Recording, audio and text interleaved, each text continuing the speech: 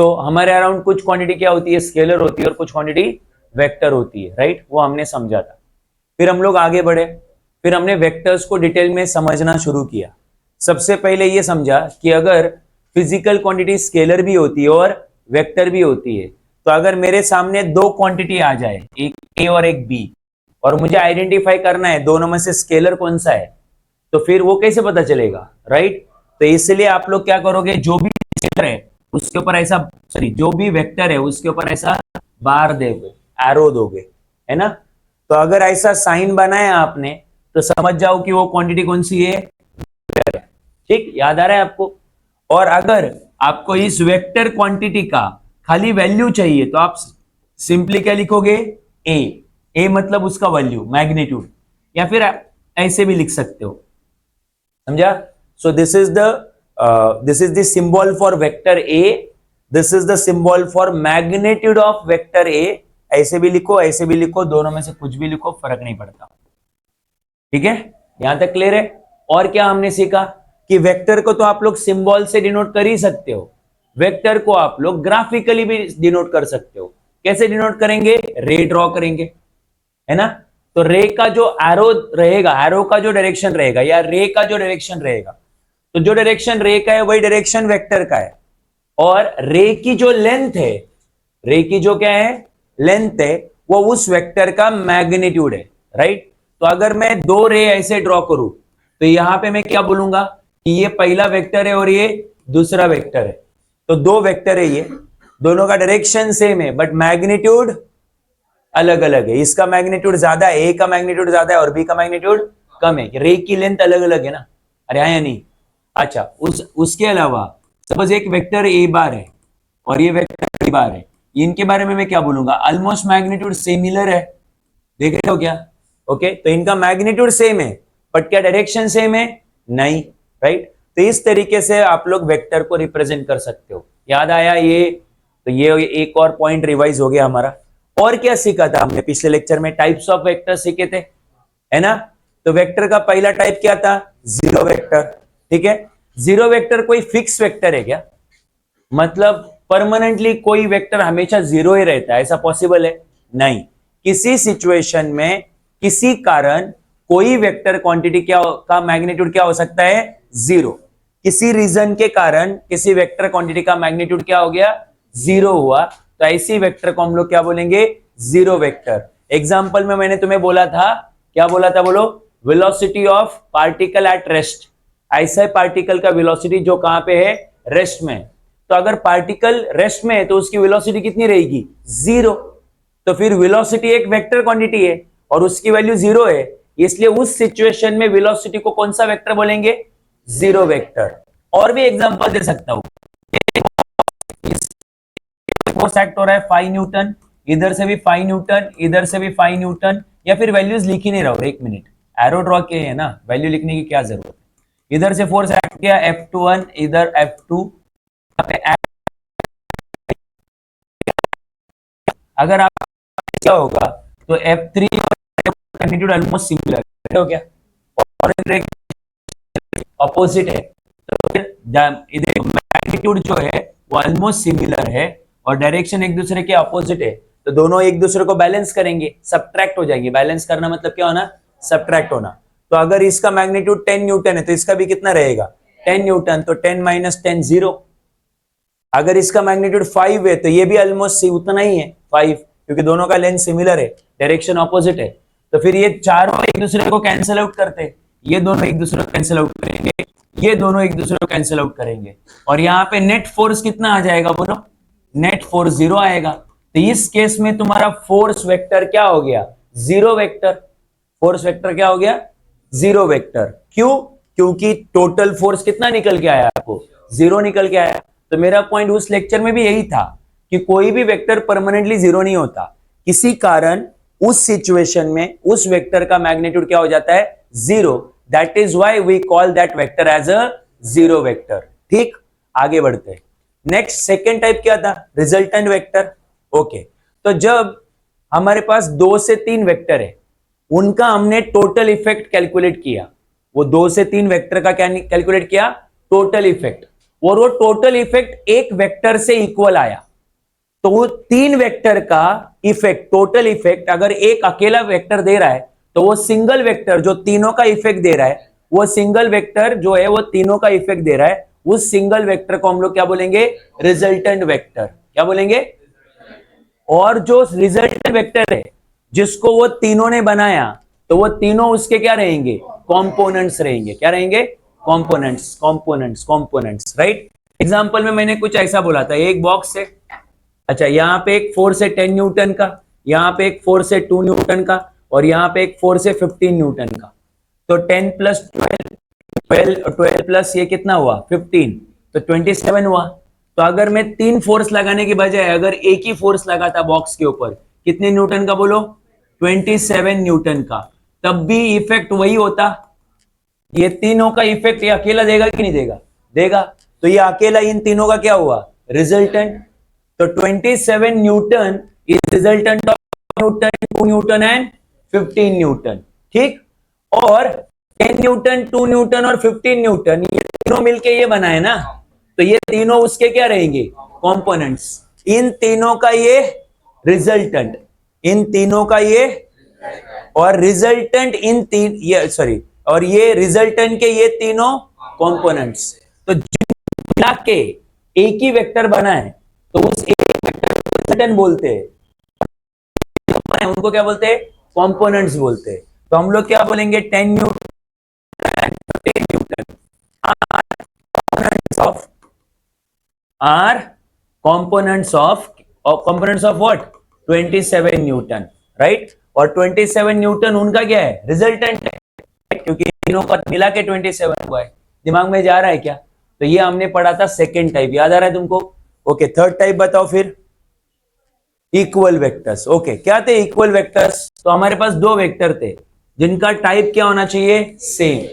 अगर ये वेलोसिटी तो ये भी वेलोसिटी, ये डिस्प्लेसमेंट वेक्टर है तो ये भी डिस्प्लेसमेंट वेक्टर। तो दो वेक्टर जिनका टाइप क्या है? सेम। डायरेक्शन भी, मैग्नीट्यूड भी, तीन तीन कंडीशन सेटिस्फाई करनी पड़ेगी। Direction same, magnitude same, type same. अगर ये तीनों चीजें सेम है कि दो वेक्टर की, तो हम लोग बोलेंगे वो दो वेक्टर आपस में से इक्वल है। और अगर दो वेक्टर इक्वल है तो उनको ऐसे लिखा जाता है, वेक्टर पी, या vector P equal to vector Q. नहीं, बिकॉज मैग्नीट्यूड सेम है, सपोज डायरेक्शन भी सेम है, और मान लो टाइप भी सेम है। जब तक मैं नहीं बोलता हूं टाइप अलग है, तब तक टाइप सेम एज्यूम कर लिया करो। तो फिर वो क्या हुए? Equal vectors. अरे हाँ या ना? बाउंसर गया।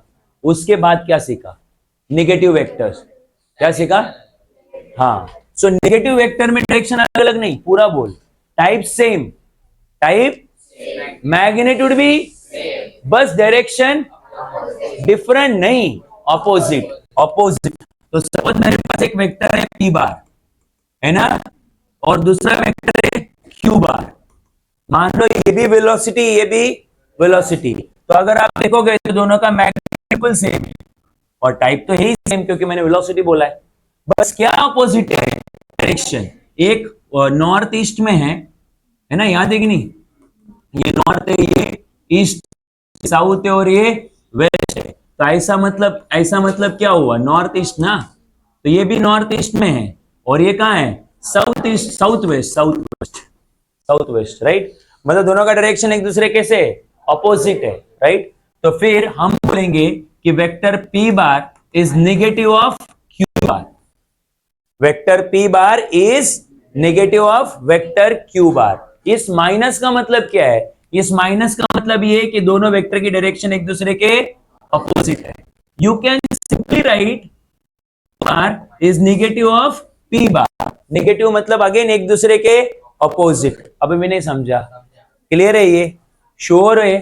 ठीक है, तो ये हुआ हमने फोर्थ टाइप। और क्या पढ़ा?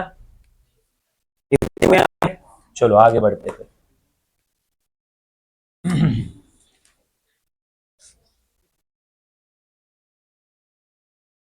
कितने हुए हमारे? चार वेक्टर्स हुए। ओके।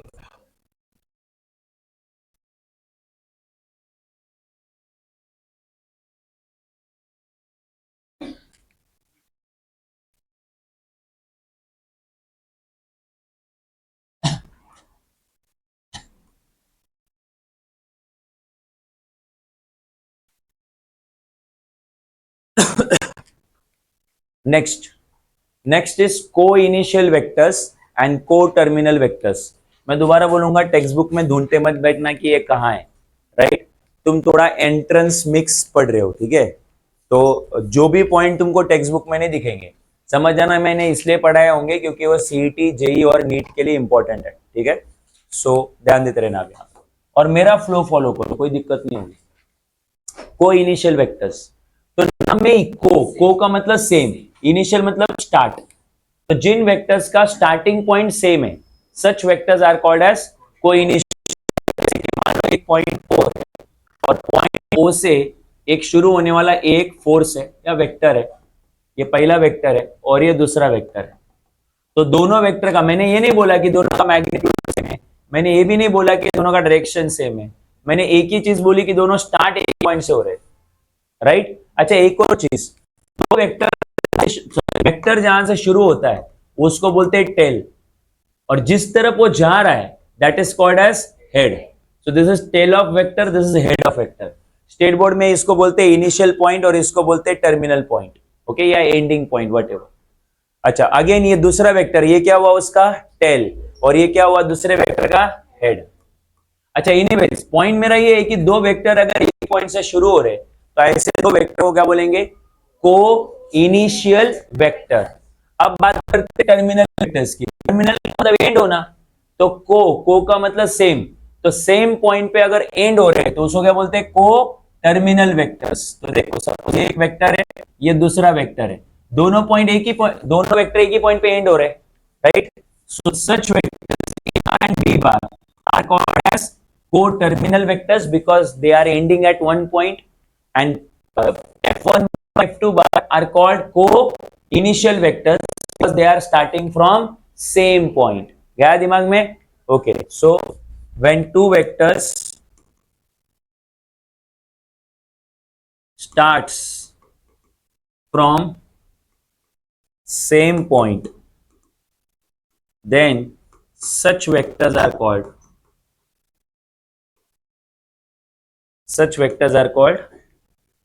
co-initial vectors. ओके, और यहां पे when two vectors ends at same point, then such vectors are called, ऐसे वेक्टर्स को बोलेंगे को टर्मिनल वेक्टर्स, ठीक है? को इनिशियल, को टर्मिनल।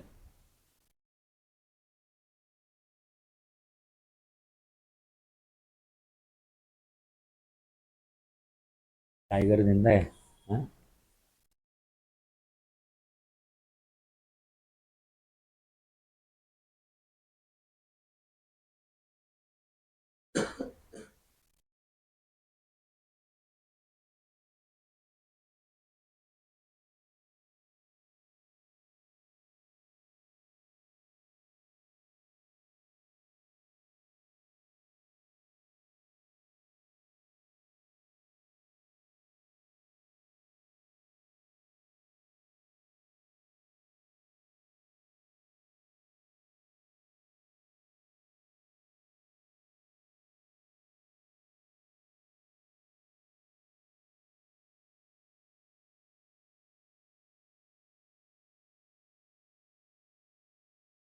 ठीक है, हो गया?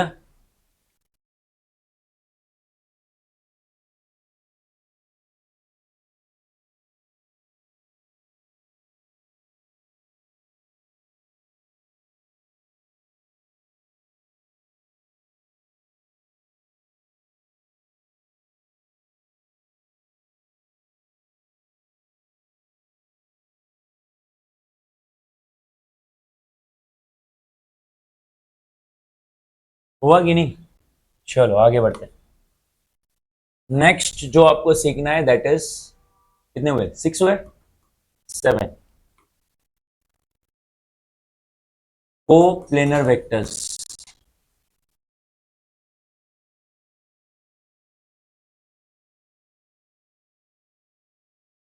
कोप्लेनर वेक्टर्स, ठीक है। क्या होते हैं coplanar vectors? Co means same, planar मतलब plane, the vectors which lies in same plane are called coplanar vectors. So ऐसे वेक्टर्स जो सेम प्लेन में लाई करते हैं, ऐसी वेक्टर्स को हम लोग क्या बोलते हैं? कोप्लेनर वेक्टर्स, ठीक है। सो एग्जांपल जो है आपको दे देता हूं मैं एग्जांपल। सो अब अगर आप यहां देखोगे, कॉन्सेंट्रेट करो अब यहां पे, तो ये एक प्लेन है, जैसे कि हमने नोटबुक रखा है ऐसे, है ना। सो सपोज इस प्लेन में मैं 2-3 वेक्टर ड्रॉ कर रहा हूं, जैसे कि vector A bar, vector B bar या वेक्टर सी बार, ठीक है। सो इनका डायरेक्शन कहीं से भी सेम दिख रहा है तुमको? बिल्कुल नहीं। मैग्नीट्यूड सेम है नहीं है मैटर नहीं करता, बट वो तीनों है क्या? एक ही प्लेन में है, अरे है या नहीं? इसलिए उनको क्या बोलेंगे बोलो? Coplanar, because they lie in one plane, right. अब एक और प्लेन हम लोग ड्रॉ करते हैं, रुको, ठीक है। So let's say let's draw one more plane, ठीक है। सो ऐसा वर्टिकल प्लेन है, लेट्स से, या हम लोग ऐसे कर लेते हैं,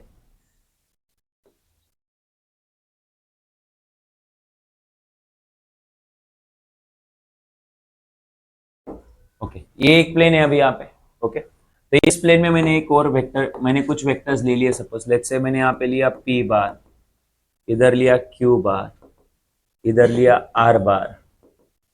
तो आप नोटिस करो, ये प्लेन अलग है बिकॉज ये वर्टिकल प्लेन है, और ये प्लेन हॉरिजॉन्टल है। क्या ये दोनों सेम प्लेन है क्या? नहीं, एक ऐसा रखा हुआ है और दूसरा ऐसा रखा हुआ है। तो दोनों प्लेन सेम है कि अलग अलग है? अलग अलग है।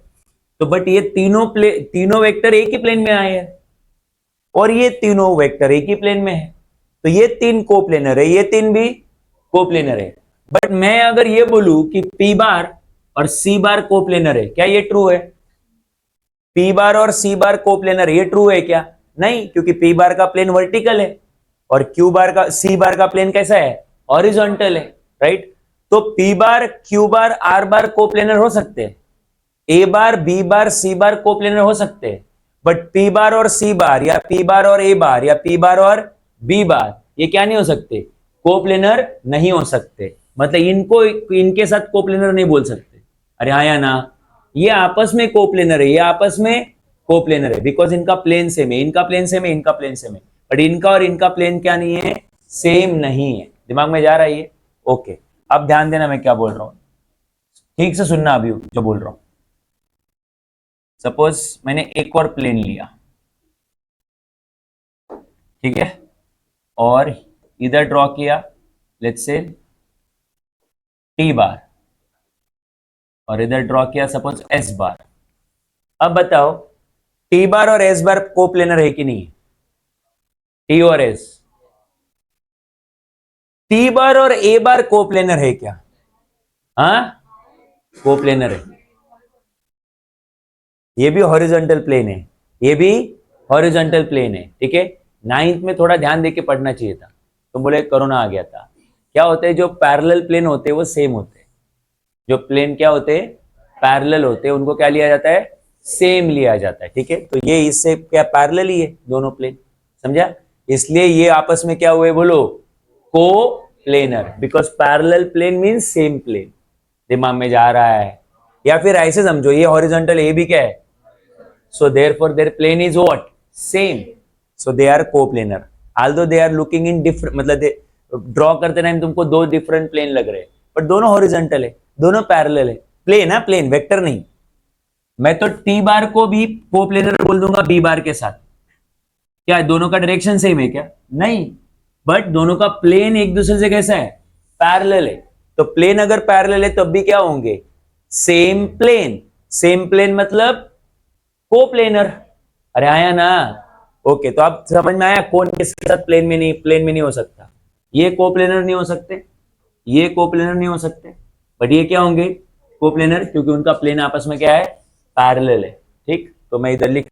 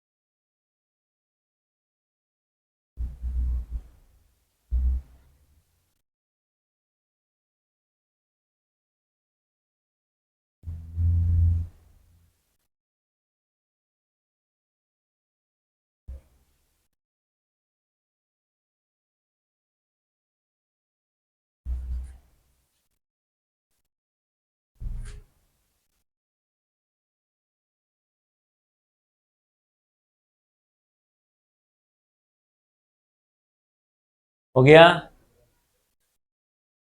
2-4 दिन में लिखोगे तुम लोग, आगे बढ़ रहा हो, जो भी बाकी है बाद में लिखोगे। कंसेप्ट समझा? ये तो मेरे को दिख ही नहीं रहे कहीं पे। सी है वो।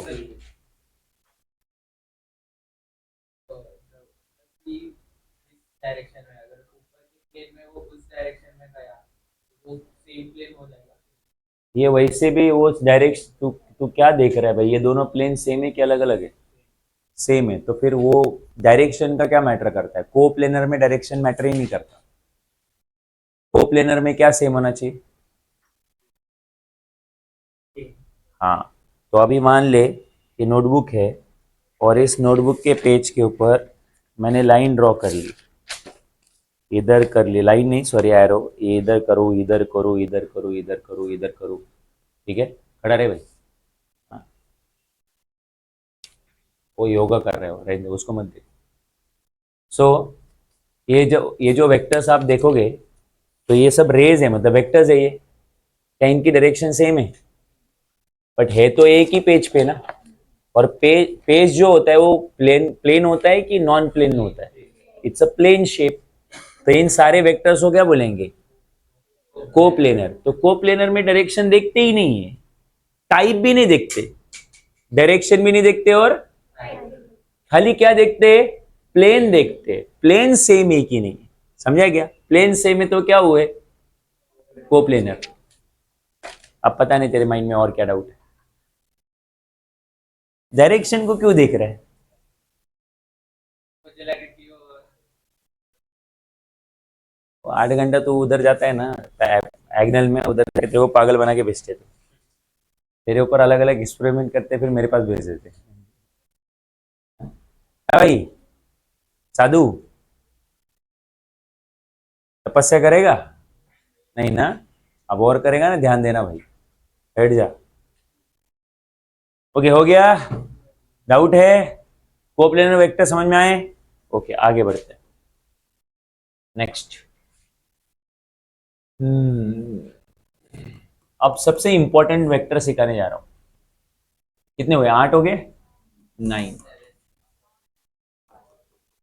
ये 8 हुआ है कि ये 9 थे? 8 थे। आप ऐसा समझो कि एग्जाम में आने वाला है। हमारा कॉलेज कौन सा वो मैटर नहीं करता, बट उस कॉलेज में आपको ये क्वेश्चन दिखेगा दिखेगा। वो है यूनिट वेक्टर। कौन सा vector? Unit vector. Unit vector का रोल बहुत ब्रॉड है, ठीक है? आप इसको बहुत बार, अगर आप एंट्रेंस के स्टूडेंट हो तो आप इसको बहुत बार देखोगे, ठीक है, यूनिट वेक्टर को। तो ध्यान देते रहना अभी यहाँ पे। बट ये हम लोग ऐसा डायरेक्टली नहीं पढ़ेंगे यूनिट वेक्टर को। डायरेक्टली मतलब मैंने स्टेटमेंट लिख दिया आपने समझ लिया, ऐसा नहीं पढ़ेंगे।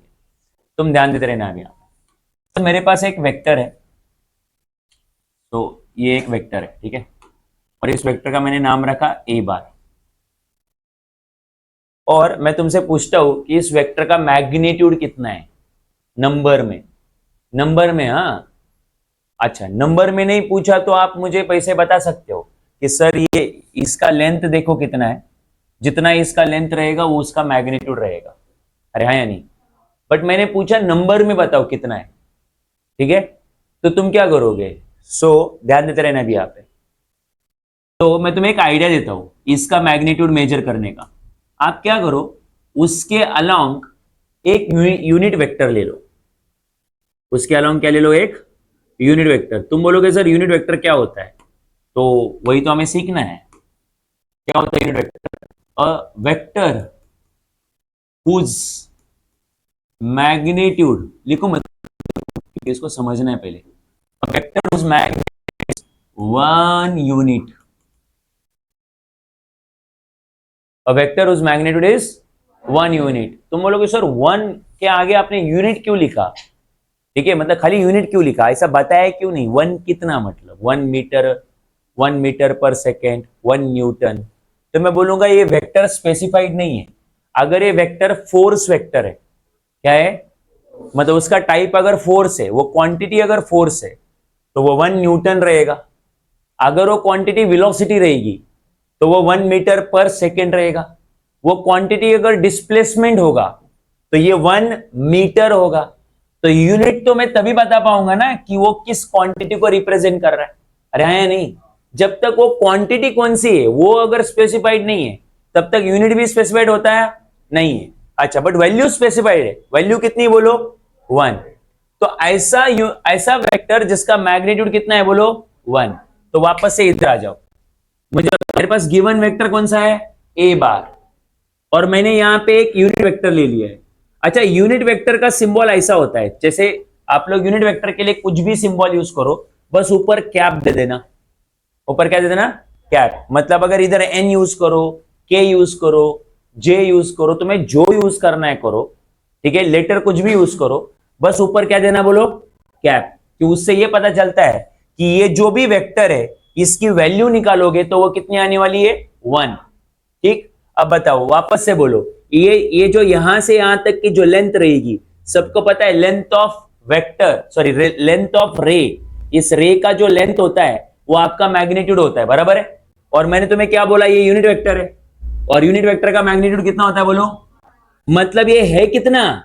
1 है, 1, बराबर है। तो अगर ये 1 है तो इसको 1 रेफर करके आप इसको गिन सकते हो। कैसे बोलो? अगर ये 1 है तो ये क्या होगा फिर? 1, ये भी 1 1 1 1 1, फाइनली 1। ठीक है, 1 से थोड़ा आगे बट ठीक है, 1 बोलो। तो कितने 1 हुए बोलो? 1 2 3 4 5 6 7। तो जो वेक्टर ए बार है, वेक्टर ए बार, वो 7 टाइम्स है। क्या है? किसका? वेक्टर यू कैप का, है कि नहीं? तो vector A is 7 times the unit vector, है ना। वेक्टर ए जो है वो कितना टाइम्स है बोलो? 7 टाइम्स है किसके? यूनिट वेक्टर के। तो इसको, इसी चीज को मैथमेटिकली कैसे लिखेंगे? तो इसको मैथमेटिकली ऐसे लिखेंगे क्या? वेक्टर ए इज मतलब इक्वल टू, वर्ड प्रॉब्लम की है ना 10th में? कुछ नहीं किया है, उधर भी कोरोना ही था। तो vector A is how many times? 7 times. Times मतलब मल्टीप्लाई, तो times of what? Unit vector. बोलो ये गलत लिखा है? सही है ये। अब मैं तुमसे ये पूछूंगा कि भाई ये बताओ, ये 7 बेसिकली है क्या? तो आप में से कोई बोलेगा 7 तो मैग्नीट्यूड है सर। किसका मैग्नीट्यूड है 7? वेक्टर ए का। वेक्टर, अरे ए का ही मैग्नीट्यूड है ना वो। यू कैप का मैग्नीट्यूड तो 1 है ना। इसका ये 7 जो आया था वो यहां से आया था। तो मैं आगे ये लिखूं क्या? Vector A bar is equal to magnitude of vector A bar, और बाजू में कौन आया? Unit vector. तो ये हो गया हमारा वेक्टर ए बार। ठीक है। तुम बोलोगे सर कुछ नहीं समझा, आपको बोलना क्या है? अरे बोलना मुझे ये है कि आपको आया क्या, पहले ये देखो। आपको क्या मिला? वेक्टर ए बार मिला।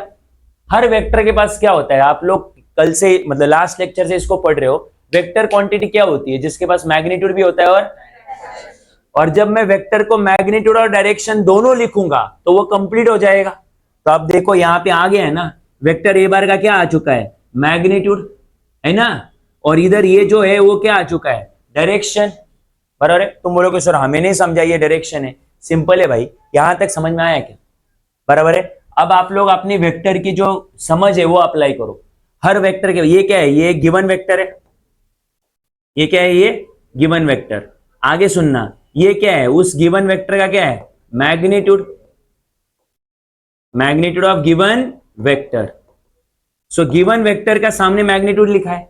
बट हर वेक्टर कैसे लिखा जाता है? वेक्टर कैसे लिखा जाता है? ये छोड़ो, वेक्टर जनरली कैसे लिखा जाता है? अगर मैं यहाँ पे एक वेक्टर लिखूं, इसको भूल जाओ। सपोज मान लो तुम लोग कल के लेक्चर में हो, लास्ट लेक्चर में हो, और मैं बोलूं कि मेरे पास एक वेक्टर है, तो आप वेक्टर को कैसे बोलोगे? वेक्टर के पास क्या क्या होता है? Magnitude and direction. तो जब तुम्हें कोई बोलेगा कि वेक्टर को कैसे लिखेंगे, तो आप बोलोगे सर पहले उसका मैग्नीट्यूड लिखेंगे और बाद में उसका क्या लिखेंगे? डायरेक्शन लिखेंगे। अरे हाँ या नहीं?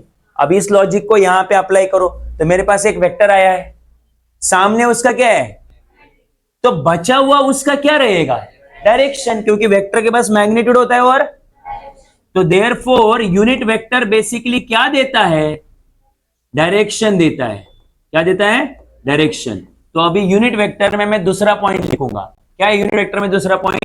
Unit unit vector gives direction of given vector. Unit vector जो है वो गिवन वेक्टर की क्या देता है बोलो, डायरेक्शन. मुझे पता है बाउंसर जाता है बहुत बार, but this is the best way to learn it. आप दोबारा से दिमाग लगा दो.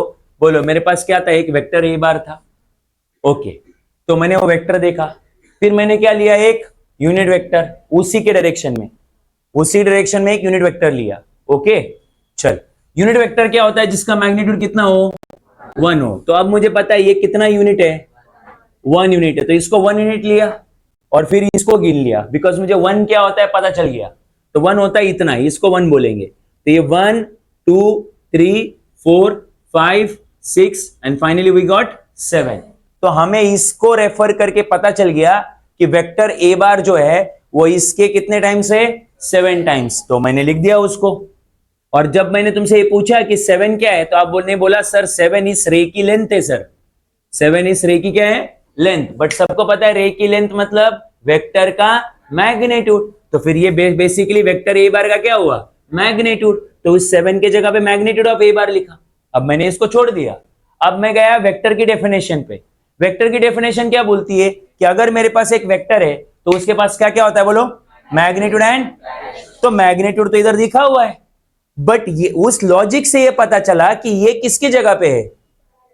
तो अगर ये डायरेक्शन की जगह पे है मतलब वो क्या देता होगा, डायरेक्शन देता होगा. तो यूनिट वेक्टर का असली काम क्या है बोलो, डायरेक्शन देना. क्या देना. तो फिर मैं आगे लिख रहा हूं, ठीक है, क्या इसको देख के लिख रहा हूं, ठीक है. ये तो समझा है ना मैंने इधर.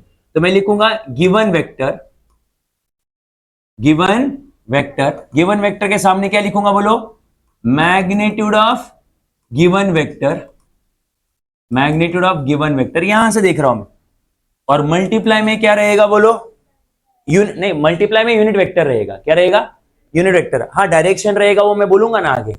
तो मल्टीप्लाई में रहेगा unit vector along given vector. ऐसा यूनिट वेक्टर जो गिवन के अलोंग है. अरे है कि नहीं, देखो ना, ये गिवन वेक्टर था, उसके अलोंग ये कौन है, यूनिट वेक्टर. ये यूनिट वेक्टर ही है. और आपको फिर साइड में इसको ऐसा करके मैं बता दूंगा इसका काम क्या है.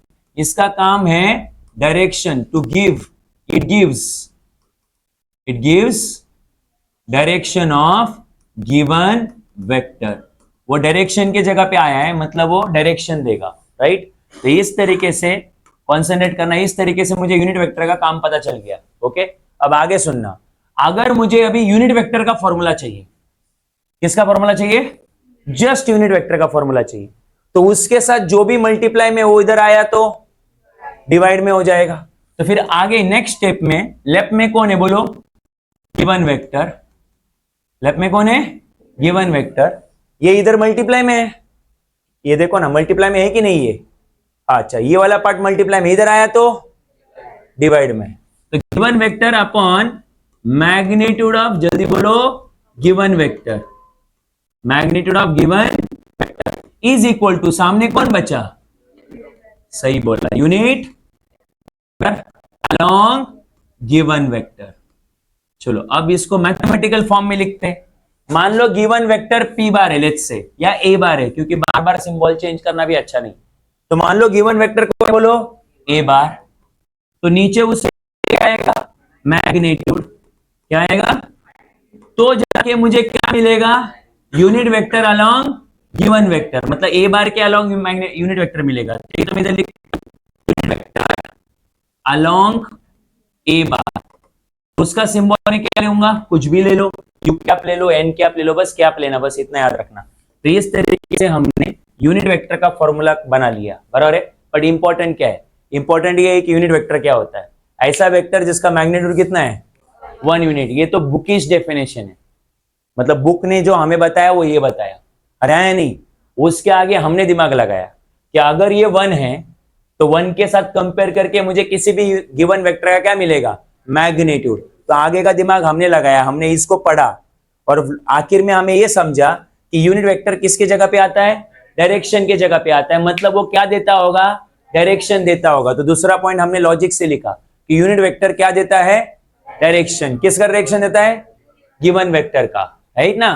तो आपको एग्जाम में आएगा ऐसा कि डैश, ऐसा डैश रहेगा मतलब कुछ ब्लैंक स्पेस रहेगा, gives the direction of given vector, dash gives the direction of given vector. कौन देता है गिवन वेक्टर की डायरेक्शन? कौन देता है? Unit vector, right. अगला यूनिट वेक्टर का फॉर्मूला क्या होता है? यूनिट वेक्टर का फॉर्मूला बोलो, यहां पे देखो, unit vector of along a given vector. तो यूनिट वेक्टर का फॉर्मूला होता है given vector divided by magnitude of. तो कल जाके मैं रैंडमली तुमको बोलू कि व्हाट इज या find unit vector along vector p bar, find unit vector along vector p bar, right. तो अब मुझे बताओ, तुम फाइंड नहीं कर पाओगे, तुम खाली फॉर्मूला लिख सकते हो। तो बताओ कैसे लिखेंगे फॉर्मूला? क्या चाहिए मुझे? किसके अलोंग? p बार के अलोंग। तो तुम्हें यूनिट वेक्टर का फॉर्मूला मैंने क्या बोला? सबसे पहले हम लोग क्या लिखेंगे? ऊपर गिवन वेक्टर, नीचे उसका क्या लिखेंगे? तो जाके मुझे क्या मिलेगा? Unit vector, right. तो गिवन वेक्टर भाई, तो नीचे उसका क्या लिखूं? सही है। तो जाके मुझे क्या मिलेगा? अरे हाँ या नहीं? और ये वेक्टर p बार का क्या देगा? डायरेक्शन। क्या देगा? तुम बोलोगे बट सर क्वेश्चन कैसा आएगा? बट तुम लोग ना अभी वेक्टर को नंबर में कैसे लिखते हैं ये अभी तक तुमने पूरा पढ़ा नहीं, इसलिए मैं तुम्हें अभी क्वेश्चन नहीं करवा रहा हूं। बट मैंने तुम्हें लॉजिक समझा दिया कि यूनिट वेक्टर क्या होता है। तो अगर 2 मार्क का क्वेश्चन आया डिफाइन या एक्सप्लेन यूनिट वेक्टर, तो आपको इतना सब लिखना पड़ेगा जो मैंने यहाँ पे लिखा है। तुम बोलोगे ये वाला पार्ट लिखने की जरूरत है क्या? ये वाला पार्ट लिखने की जरूरत नहीं है, ये तो मैंने तुम्हें समझाने के लिए जो यूज किया कंसेप्ट वो किया। आपको लिखना है एग्जाम में लिखो, बट डजेंट मैटर क्योंकि तुम्हारे बुक में ऐसा नहीं दिया हो, राइट। कुछ डाउट है अभी यहाँ पे? अच्छा, मैं वापस बोल रहा हूं, यूनिट वेक्टर को अगर 100% समझना है, ठीक है, तो आपको क्वेश्चन सॉल्व करना पड़ेगा। और हम लोग अब तक उस लेवल तक नहीं आए जहां पे हम लोग क्या सॉल्व करें? क्वेश्चन। मे बी अगले लेक्चर के बाद, मतलब दूसरे और एक तीसरे फोर्थ लेक्चर में हम लोग क्वेश्चन करेंगे। तो फोर्थ लेक्चर में आप यूनिट वेक्टर को और बेटर तरीके से पढ़ोगे। बट फिलहाल मैंने उसका कंसेप्ट आपको क्लियर कर दिया है। क्लियर है क्या? ठीक है, नोट डाउन कर लो। तो यूनिट वेक्टर का असली काम क्या है? डायरेक्शन देना, ठीक। उसका काम ही वही है, डायरेक्शन देना।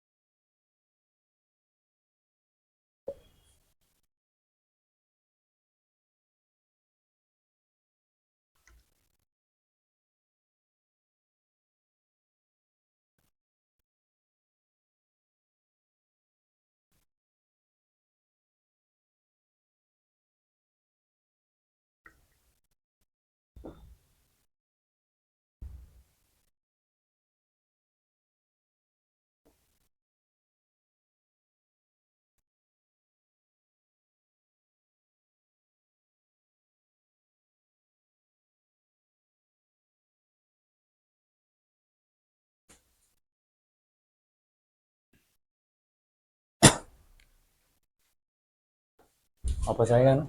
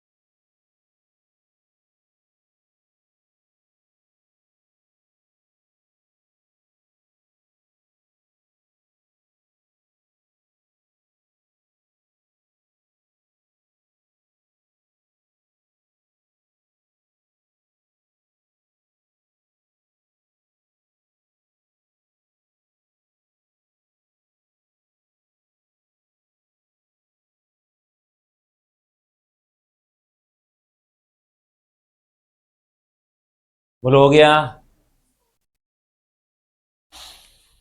चलो इधर आने दो अभी आप।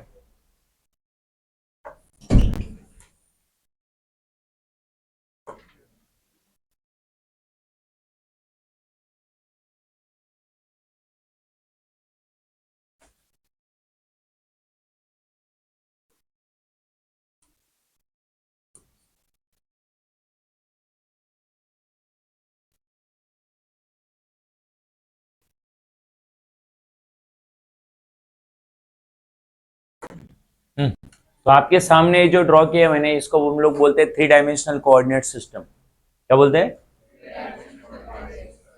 आप लोगों ने जो सीखा है वो 2 डायमेंशनल कोऑर्डिनेट सिस्टम सीखा है। आपने जिंदगी भर एक ही चीज सुनी, x axis y axis, x axis y axis, क्योंकि आप लोग ज्यादा से ज्यादा स्ट्रेट लाइन और प्लेन इसके साथ ही डील करते थे। अब आप लोग 3 डायमेंशनल चीजों के साथ भी डील करोगे। आपकी बॉडी प्लेन है कि 3 डायमेंशनल है? नाक आगे है कि पीछे है, ऐसा पूरा फ्लैट है क्या? नहीं ना। सो देयरफॉर हमारी बॉडी 3 डायमेंशनल है, तो हमारे around most of the things 3 dimensional है। तो आपके पास कोऑर्डिनेट भी 3 डायमेंशनल होने चाहिए, राइट? तो फिर 3 डायमेंशनल कोऑर्डिनेट जो होते हैं वो कुछ ऐसे होते हैं। सो सपोज ये हुआ तुम्हारा, लेट्स से,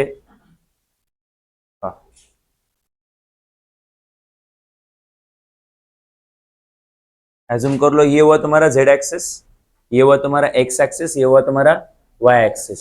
बट ये जो सिस्टम है ये हम लोग बोर्ड पे ड्रॉ नहीं कर सकते ना, बोर्ड तो प्लेन है, अरे है नहीं। इसलिए बोर्ड पे ड्रॉ करने के लिए ऐसे ड्रॉ किया जाता है। तो बोर्ड में ये ड्रॉ किया जा सकता है अपवर्ड वाला, ये ईस्ट वाला भी ड्रॉ किया जा सकता है ना। ये सामने वाला ड्रॉ नहीं किया जा सकता, तो बोर्ड पे सामने वाला ऐसे किया जाता है। और ये तीनों आपस में क्या होते हैं, एक दूसरे के साथ परपेंडिकुलर। तो फिर इधर एंगल 90 डिग्री,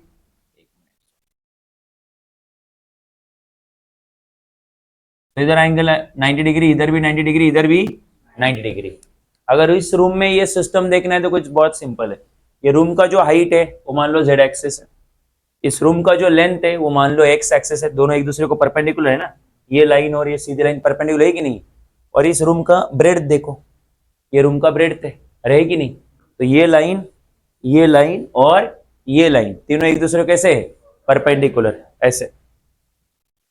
ये देखो, ये रूम का हाइट है, ये रूम का लेंथ है और ये ब्रेड्थ है।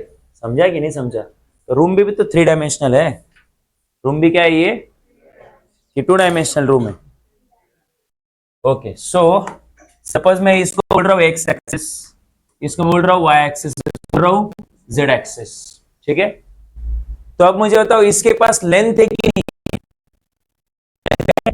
क्या सोच रहे हो? है ना। और डायरेक्शन है कि नहीं है?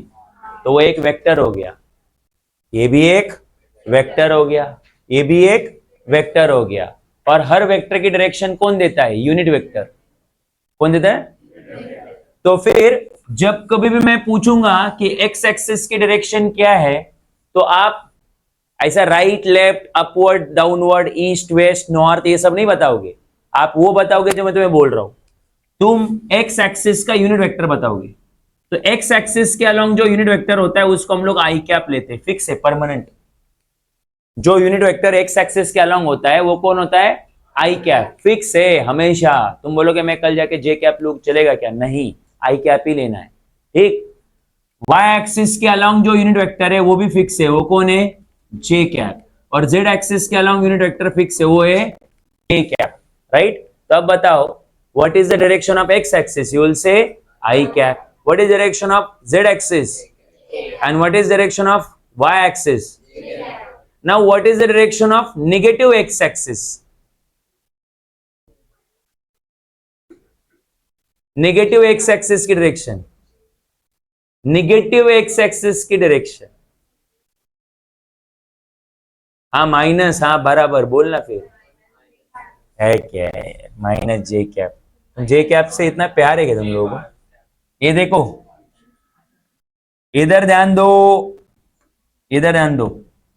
सो ये है ये अगर तुम्हारा ये एक्स एक्सिस है तो नेगेटिव एक्स एक्सिस उसके ऑपोजिट रहेगा। समझा क्या? ओके। उसके बाद ध्यान देते रहे ना आप लोग, अगर ये तुम्हारा जेड एक्सिस है तो उसके ऑपोजिट रहेगा नेगेटिव जेड एक्सिस, ठीक है? और अगर ये वाई एक्सिस है तो उसके ऑपोजिट रहेगा निगेटिव वाई एक्सिस, ऑपोजिट में नहीं जाएगा दिमाग में। ओके, तो अब मैं इसको क्या बोलूंगा, इसका बोलूंगा निगेटिव जेड एक्सिस, ये रहेगा निगेटिव वाई एक्सिस, निगेटिव के लिए डैश यूज कर रहा हूं, और निगेटिव एक्स एक्सिस, बराबर है। तो इस तरफ कौन सा यूनिट वेक्टर है, आई कैप, तो इस तरफ रहेगा माइनस आई कैप। क्यों, क्योंकि एक दूसरे के पास क्या है, वो ऑपोजिट है। आपको अगर याद होगा तो ये एक वेक्टर है, ये एक वेक्टर है, अगर ये ए बार है, क्या है, तो ये क्या रहेगा, माइनस ए बार। तुम बोलोगे ऐसा कैसे सर, अरे भाई दोनों इक्वल ही रहेंगे ना, बिकॉज देखो दोनों का मैग्नीट्यूड सेम है, बिल्कुल, टाइप सेम है, यस, बस क्या ऑपोजिट है, डायरेक्शन। तो डायरेक्शन ऑपोजिट है वो किससे दिखाते हैं, माइनस से। तो अगर ये ए बार हुआ तो उसके ऑपोजिट क्या रहेगा, माइनस ए बार, बट उतना ही होना चाहिए वहां। तो अब मुझे बताओ, ये अगर आई कैप है तो इसके ऑपोजिट में क्या रहेगा, अच्छा ऊपर के कैप है तो नीचे क्या रहेगा, माइनस के कैप, और राइट में जे कैप है तो लेफ्ट में क्या रहेगा, माइनस जे कैप। अभी मैं नहीं समझा, तो अब बताओ निगेटिव एक्स एक्सिस का डायरेक्शन क्या रहेगा, माइनस आई कैप, निगेटिव वाई एक्सिस का, और निगेटिव जेड एक्सिस का। सो ये डायरेक्शन परमानेंट है, फिक्स है, दिमाग में याद रख देना, क्लियर है, कर लो नोट डाउन।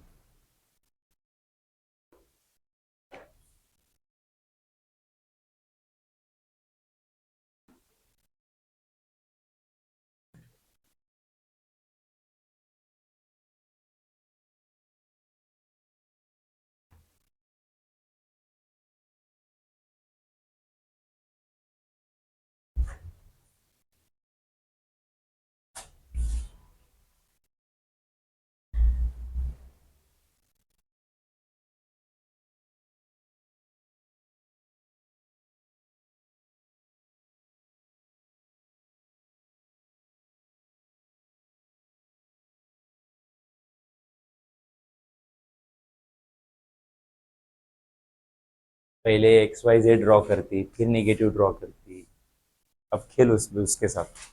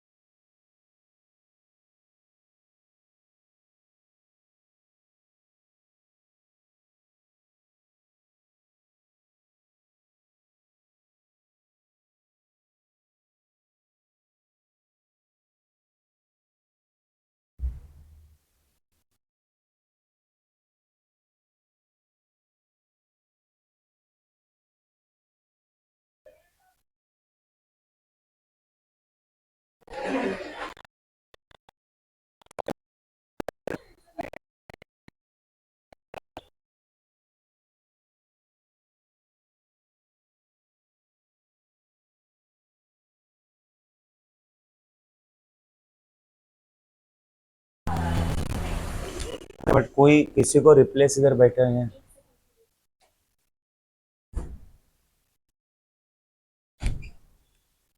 अरे हुआ कि नहीं,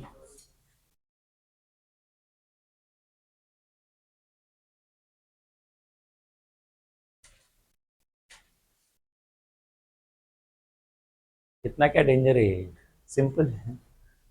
डॉटेड मतलब निगेटिव निगेटिव निगेटिव, कंटिन्यूअस मतलब positive.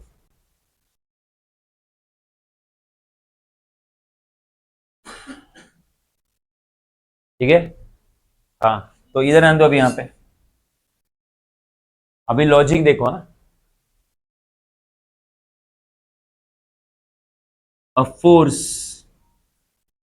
of 8 Newton acting along positive x-axis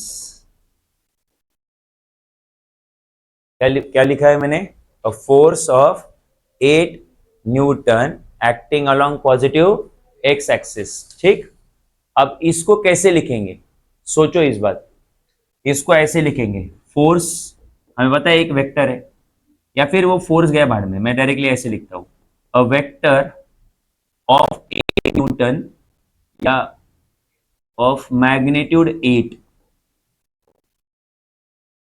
MAG मतलब मैगी नहीं है, मैग्नीट्यूड। तो vector of magnitude 8 acting along positive x axis. ऐसे वेक्टर को कैसे लिखेंगे? तो देखो, ऐसे वेक्टर को ऐसे लिखेंगे, ध्यान देते रहो। सबसे पहले तो वो वेक्टर का कुछ नाम ले लो, है ना? क्या पसंद है तुमको? कोई लेटर बताओ। आप सोचेंगे क्या पसंद है? थ्री लेटर पसंद है। डब्ल्यू? अच्छा, उसको डब्ल्यू पसंद। तो नाराज मत हो, एम अगली बार। ठीक है, तो वेक्टर ले लिया। अच्छा, उस वेक्टर का मैग्नीट्यूड कितना है बोलो? 8 लिख दो, क्योंकि वेक्टर को कैसे लिखा जाता है? पहले उसका क्या लिखा जाता है? मैग्नीट्यूड। अब लिखी जाती है। तो डायरेक्शन आपको क्या दी हुई मैंने? Positive x axis. Positive x axis का मतलब क्या है? आई क्या? तो ये हो गया complete representation of vector 8 I cap. अबे समझा क्या? बाउंसर है क्या? हाँ, अब आगे बिना देखे। ठीक है, a vector p bar having magnitude alpha acts along negative z axis. ठीक है, बताओ इसको कैसे लिखेंगे? कौन बताएगा? हैंड रेस करके बताओ। हाँ हाँ, हैंड रेस करके। मैग्नीट्यूड दिया ना अल्फा, हैंड रेस करो। हैंड रेस करके बताने का है। ये गधे है क्या? ये तेरा हैंड है क्या? टंग वंग बाहर आ रहा है, मैं हैंड रेस करने को बोल रहा हूँ। बोल मैडम।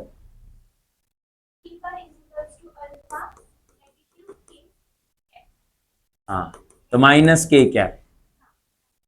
ठीक है, बिकॉज नेगेटिव जेड एक्सिस बोला था ना, तो जेड एक्सिस मतलब के कैप, और नेगेटिव मीन्स माइनस, माइनस के कैप। तो वेक्टर हो गया, अच्छे से लिखेंगे, और माइनस बाहर लिख सकते हैं ऐसे। अरे आया नहीं दिमाग में? है क्या कि बाउंसर है सब? कितना सिंपल है, उसको क्या देखते रहने का छोटे बच्चे जैसा। हाँ, एक और चांस देता हूँ, नहीं तो बोलोगे हमको चांस नहीं मिला। अभी अभी समझाता, क्वेश्चन खत्म कर दिए। तो vector of 5 unit acts along y axis. Hand raise करेंगे। Vector of 5 unit acts along y axis. तुम लोग वेक्टर का नाम दे दिया आपने। अबे तेरे को जो पसंद है ले ले यार, मेरे को लेना देना उसके मैग्नीट्यूड और डायरेक्शन से। Hand raise. बाकी लोग क्या होता है, हाथ ऊपर नहीं उठ रहा है कि ब्रेन नहीं चल रहा है? हद हो गई यार, कितना सिंपल है। नाश्ते में आलू खाए 2। मैडम नहीं, तू ही बता अभी, रुको, नहीं उससे पूछ लो, बोलो। हाँ, तेरी मर्जी।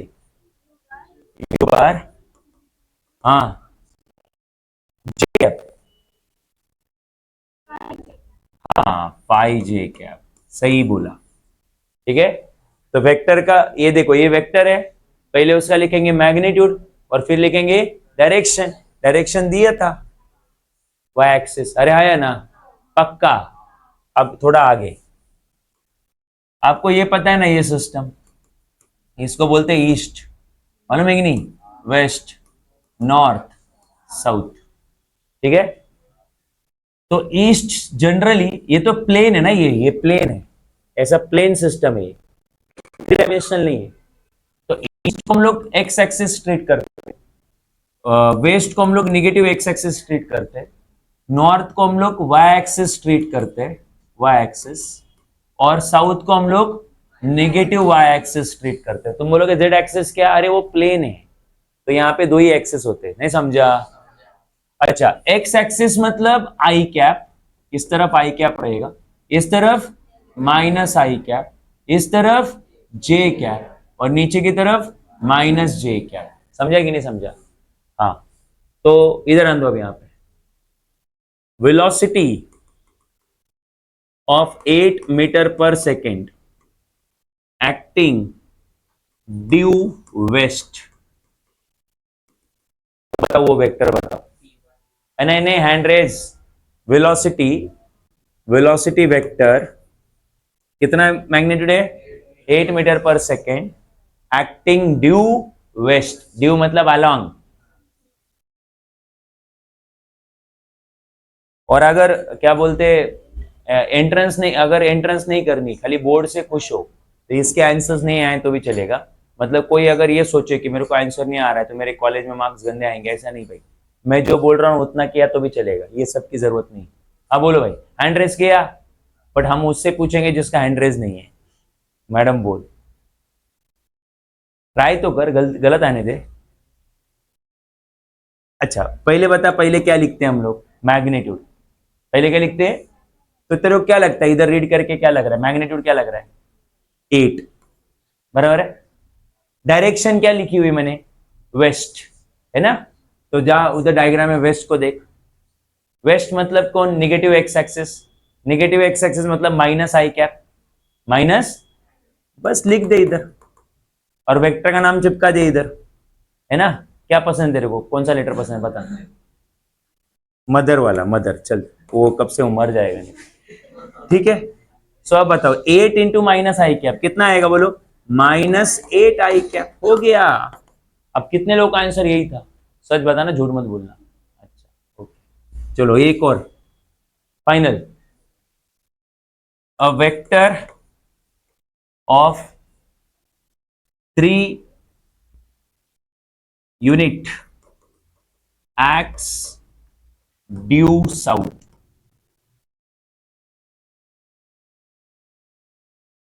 आवाज नहीं, मैडम बोलो। हाँ हाँ हाँ हाँ हाँ, शाबाश, ठीक है। सो वेक्टर लिखा, उसका मैग्नीट्यूड दिखा, उसका डायरेक्शन माइनस जे कैप था, क्योंकि डायरेक्शन क्या थी, साउथ ना, माइनस जे कैप नीचे की तरफ, तो माइनस उसने पहले बोल दिया क्योंकि बाद में भी माइनस को आगे ही लेना है ना। अभी भी नहीं समझा, अरे बोलो ना, बाउंसर है क्या, टेक्स्ट बुक में ढूंढोगे ये कहाँ है, हाँ नहीं मिलेगा। चल ये देखो क्या हो गया, अभी यूनिट वेक्टर हो गया हमारा। चल आगे बढ़ते हैं, नेक्स्ट है resultant of, next point, resultant of two vectors.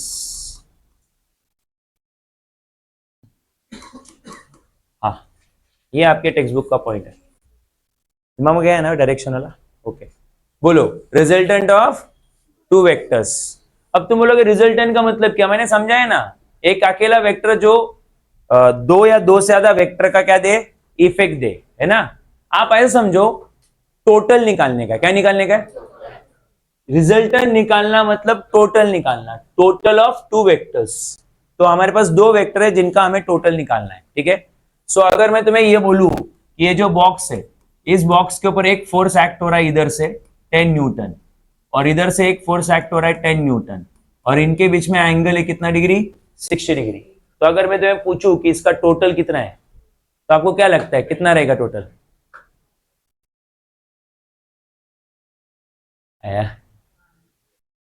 सो इसका आंसर है तुम्हारा 10√3। कितना है, 10√3। तुम बोला ऐसा कैसा, मैंने तुम्हें लास्ट टाइम भी समझाया था कि 10, अभी कोई सोचेगा सर 10 और 10 है तो 20 होना चाहिए, अरे है या नहीं, बट 20 नहीं है, 0 भी नहीं है, बट क्या है, 10√3। ये कैसे पॉसिबल है, राइट, ये हमें समझना है इस टॉपिक में। किस टॉपिक में बोलो, resultant of two vectors. But एक मिनट, रिजल्टेंट ऑफ टू वेक्टर्स सीखने के पहले एक छोटा सा टॉपिक कंप्लीट कर लेते हैं, वो है angle between two vectors. Angle between two vectors, ठीक है। ध्यान दो, अब यहां पे क्या होता है angle between two vectors, the smaller angle between tails of two vectors, the smaller angle between tails of two vectors or heads of two vectors, देखो वापस से, it's called angle between two vectors, angle between two vectors. ठीक है, अब मुझे पता है ये समझ में नहीं आया होगा, तो उसको समझाने के लिए मैं तुम्हें एग्जांपल्स दे रहा हूं, तुम लिखना छोड़ दो, 2 मिनट के लिए इधर ध्यान दो। एक बात बताओ, सपोज मेरे पास एक वेक्टर है, वेक्टर ए बार, ठीक है, सोचो हाँ मैं क्या बोल रहा हूं, वेक्टर ए बार। अब मैंने क्या किया, मैंने इस वेक्टर को खुद से पैरेलल शिफ्ट कर दिया,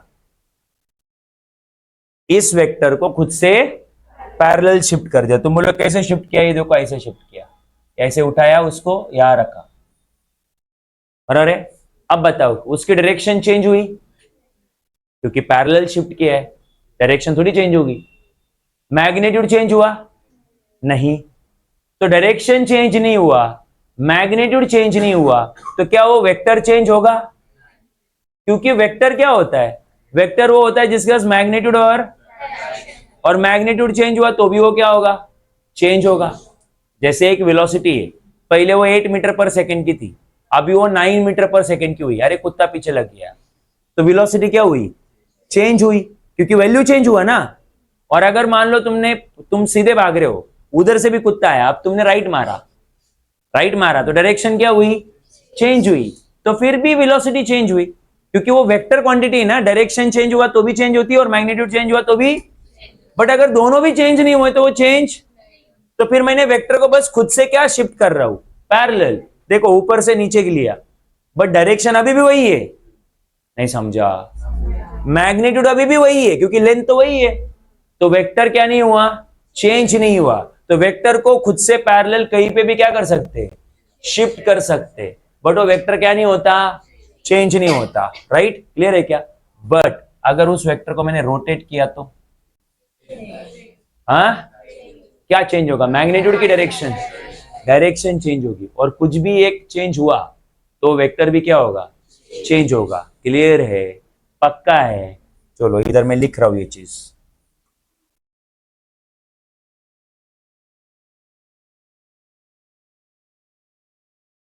तुम बोलोगे सर उसका एंगल से क्या लेना देना है ना, वो कनेक्शन मेरे को करने दो, तुम बस ध्यान दो। If vector is shifted parallel to itself,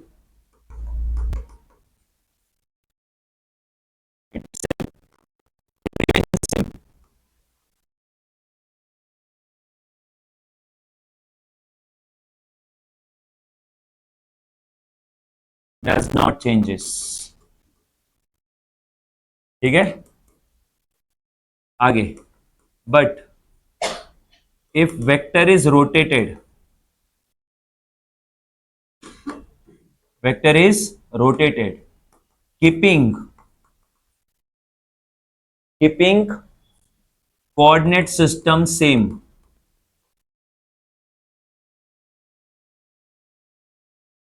then vector changes.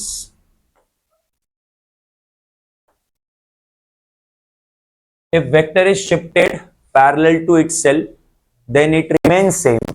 If rotate, system same.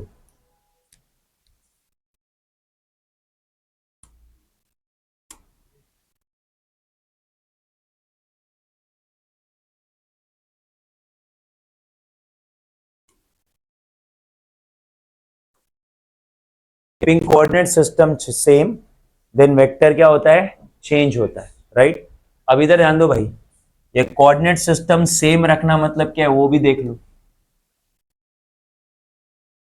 इधर ध्यान दो, कोऑर्डिनेट सिस्टम सेम रखना मतलब क्या, सब लोग इधर ध्यान देंगे। सपोज ये मेरा एक्स एक्सिस है, ये वाई एक्सिस है, ठीक है, और ये ओरिजिन है, और एक वेक्टर है जो इस तरफ एक्ट हो रहा है, वेक्टर पी बार, ठीक है। सोचते जाओ मैं क्या बोल रहा हूं। तो अगर मैं तुम्हें बोलूं कि वेक्टर पी बार जो है इसका मैग्नीट्यूड 2 यूनिट है, कितना है, तो क्या आप उस वेक्टर को ऐसा लिखोगे 2 आई कैप,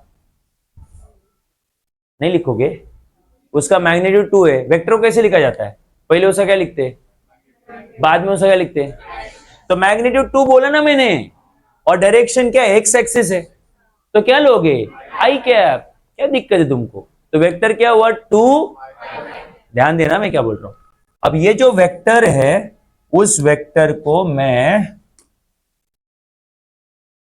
अबे क्या, हाँ इस वेक्टर को अभी मैं रोटेट कर रहा हूं, राइट, देख रहे हो तुम लोग। क्या अब वो वेक्टर टू आई कैप रहेगा क्या, क्यों नहीं रहेगा, क्योंकि पहले वो एक्स एक्सिस के अलोंग था इसलिए हमने आई कैप लिया था, अब वो एक्स एक्सिस के अलोंग, तो आप आई कैप कैसे ले सकते हैं, समझा कि नहीं, कुछ और लेना पड़ेगा, क्या लेना पड़ेगा वो बाद में पढ़ेंगे, अभी नहीं पढ़ सकते, बट वो आई कैप तो नहीं ले सकते। तो वेक्टर क्या हुआ, चेंज हुआ, क्या हुआ कि नहीं हुआ। तो अगर तुमने कोऑर्डिनेट सिस्टम सेम रखी और वेक्टर को क्या किया, रोटेट किया, तो वेक्टर क्या हो जाता है, चेंज हो जाता है। रुको रुको, अभी तक कहानी खत्म नहीं हुई है, कहानी अभी बाकी है, ठीक है। सो ध्यान देते रहना अभी, आप क्यों बढ़ रहा है भाई।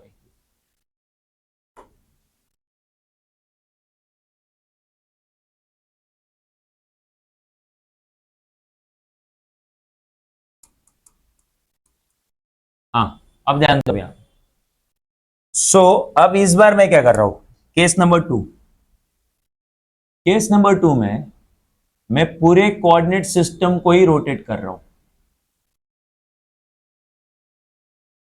पूरे कोऑर्डिनेट सिस्टम को ही क्या किया, रोटेट किया, बराबर है।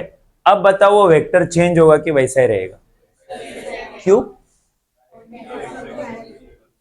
क्योंकि वो वेक्टर अभी भी एक्स एक्सिस के अलोंग है, नहीं समझा। तो एक्स एक्सिस की डायरेक्शन कौन देता है, आई क्या, और वेक्टर को बढ़ाया छोटा बनाया है क्या मैंने, तो मैग्नीट्यूड भी चेंज नहीं हुआ और डायरेक्शन भी। तुम में से कोई बोला सर अभी तो ऐसा टेढ़ा हो गया, वो देखो ना सर नीचे गया है, अरे भाई तो डायरेक्शन नीचे ऊपर से क्या लेना देना है, तुमको तो इससे लेना देना है कि वो एक्स एक्सिस के अलोंग है कि नहीं, वो एक्स एक्सिस के अलोंग है या नहीं है, हाँ हाँ, तो उसका डायरेक्शन क्या नहीं हुआ है, हाँ। तो पूरे कोऑर्डिनेट सिस्टम को रोटेट करोगे तो वेक्टर चेंज नहीं होगा, खाली वेक्टर को रोटेट करोगे और कोऑर्डिनेट सिस्टम को रोटेट नहीं किया तो वेक्टर क्या होगा, चेंज होगा, अरे हाँ या ना। और खुद से पैरेलल शिफ्ट किया तो फिर तो बिल्कुल चेंज नहीं होगा, दिमाग में गया ये, छाप लो जो छापना है। और जरूरी नहीं मैं जितना लिखता हूं उतना ही लिखना है तुम्हें, तुमको अगर कुछ एक्स्ट्रा लगता है तो तुम अपने लैंग्वेज में इसको लिख दो। तुम बोलेगा मेरा लैंग्वेज मतलब तुम्हें जो समझ में आता है, इंग्लिश मराठी हिंदी ऐसा, तुम बोले मैं तुम्हारा इंग्लिश मीडियम में हूँ मराठी में क्यों लिखूंगा, अरे ऐसा नहीं है, वो इंग्लिश मराठी का गेम नहीं है, वो छोटी छोटी नोट्स जो है ना, समझ में आने वाली नोट्स, वो अपने लैंग्वेज में मतलब नेटिव लैंग्वेज में लिखनी चाहिए जिससे तुमको कंफर्टेबल है। तुम लोग इंग्लिश में सोचते हो क्या हर चीज, तो तुम सोचते जिस लैंग्वेज में हो उस लैंग्वेज में लिखा करो, नोट्स इंग्लिश में लिखो बट जो शॉर्ट नोट्स है वो अपनी लैंग्वेज में लिखो। तो मराठी में सोच रहे हो तो ऐसा लिखने का, जर रोटेट केलं तर तो काय नाही होत, चेंज नाही होत। अरे क्या शर्म बनेगा भाई, मराठी है तो, भोजपुरी होते भोजपुरी में लिखने का, कोनो चेंज हुआ नहीं होगा, ऐसा ही क्या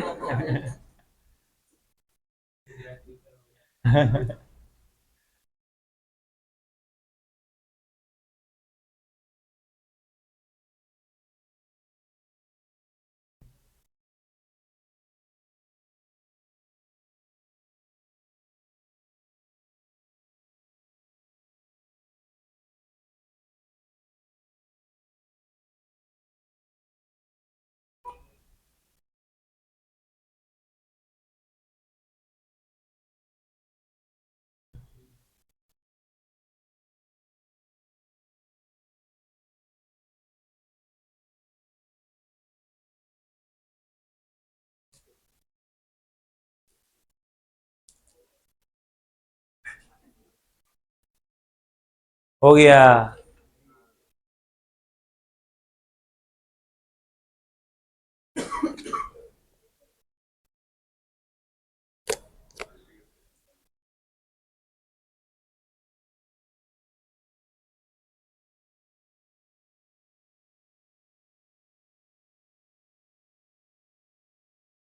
दीवार तोड़ के गिर जाएगा उधर तो प्लाईवुड की दीवार नहीं वो भी तो मजबूत है, सीमेंट की दीवार है। बट वो कौन सा कम मजबूत है? हाँ, इधर इधर ध्यान हो गया ये। चलो आगे सुनो। अच्छा, अभी हमें चाहिए एंगल बिटवीन टू वेक्टर्स, दो वेक्टर के बीच का एंगल। तो मैंने तुम्हें क्या लिखा है यहाँ पे, दो वेक्टर के आवाज नहीं, दो वेक्टर के बीच का जो एंगल होता है वो होता है angle between tails of two vectors, दो टेल्स के बीच का एंगल, या फिर angle between heads of two vectors, right.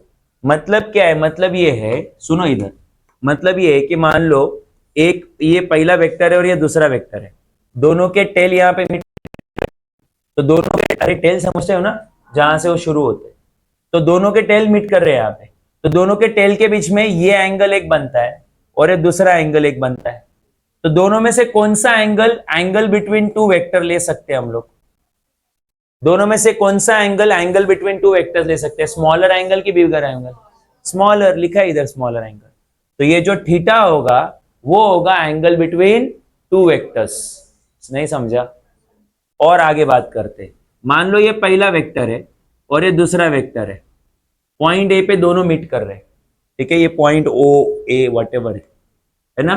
अब अगेन ये दोनों के यहाँ पे क्या मीट कर रहे हैं, हेड्स, क्या मीट कर रहे हैं। तो दो वेक्टर के बीच का जब एंगल देखा जाता है तो एक तो हेड्स के बीच का एंगल देखा जाता है या फिर टेल्स के बीच का एंगल देखा जाता है। तो कितना एंगल है दोनों के हेड के बीच में, तो ये होगा दोनों के हेड के बीच का स्मॉलर एंगल, हाँ ये होगा, तो ये होगा एंगल बिटवीन टू वेक्टर्स। तो दो वेक्टर के बीच का एंगल, एक तो टेल्स के बीच का एंगल देखो या फिर हेड्स के बीच का एंगल देखो। समझ में आ रहा है क्या? ओके। अब इसके ऊपर जरा क्वेश्चन देखो। मान लो मैं तुम्हें बोलता हूं कि एक वेक्टर है यहाँ पे ए बार, है ना, और दूसरा वेक्टर है यहाँ पे लेट्स से बी बार, ठीक है, और मैं बोलता हूं कि इनके बीच का ये जो एंगल है, दिस एंगल, ये एंगल 130 डिग्री है। क्वेश्चन है ये क्वेश्चन। तो क्वेश्चन ये है कि find angle between A bar and B bar, find angle between A bar and B bar. अब तुम में से कोई कंफ्यूज भी हो सकता है, सर ने तो ऑलरेडी एंगल दे के रखा है, फिर भी एंगल ढूंढने के लिए बोल रहे हैं। अरे भाई, एंगल बिटवीन टू वेक्टर्स क्या होता है, दो वेक्टर के बीच का एंगल मतलब उनके टेल्स के बीच का एंगल या फिर उनके हेड्स के बीच का एंगल। तो यहां पे ना दोनों के टेल मीट कर रहे हैं ना हेड मीट कर रहे हैं। अरे हाँ या ना, कर रहा है क्या, टेल या हेड कुछ मीट कर रहा है? तो फिर कैसे करेंगे सॉल्व, कैसे क्या होगा एंगल उनके बीच का, कैसे निकालेंगे, कैसा करेगा गधे तू, स्मॉलर एंगल बोल बता रहा है मुझे, ठीक है, बिना सोचे समझे। हाँ बोलना।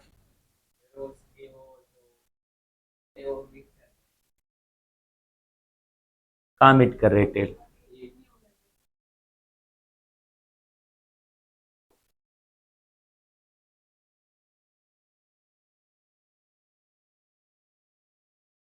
तेरे को जड़ी बूटी खानी पड़ेगी, उसके बगैर ना हो पाएगा।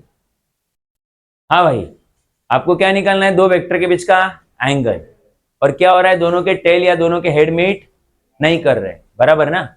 तो आपने एक कंसेप्ट पढ़ा हुआ है कि अगर मैं वेक्टर को खुद से पैरेलल शिफ्ट करता हूं, वेक्टर को खुद से क्या शिफ्ट करता हूं, पैरेलल, तो वो वेक्टर क्या नहीं होता, चेंज नहीं होता, राइट। जरा सोच के देखो, अभी यहां पे मान लो ये जो पेन है वो तुम्हारा वेक्टर ए बार है, क्या है वो वेक्टर। अब उस ए बार को मैं थोड़ा आगे शिफ्ट कर दूं इधर, तो अगर मैंने इधर शिफ्ट किया तो ए बार का टेल और बी बार का टेल मीट करेगा कि नहीं करेगा? हाँ पक्का। तो आपको यही करना है, आपको वेक्टर ए बार को थोड़ा आगे क्या करना है, शिफ्ट करना है। कितना, इतना आगे शिफ्ट करना है कि नहीं। तो अगर वो आगे शिफ्ट हुआ तो देखो वो ऐसा दिखेगा क्या, मैं डॉटेड लाइन से दिखा रहा हूं। अब वेक्टर ए बार जो है पहले जो ग्रीन कलर में था, अब मैंने उसको व्हाइट कलर में दिखा दिया है, मैंने बस उसको उठा के थोड़ा आगे कहां कर दिया है, शिफ्ट कर दिया है, बराबर है।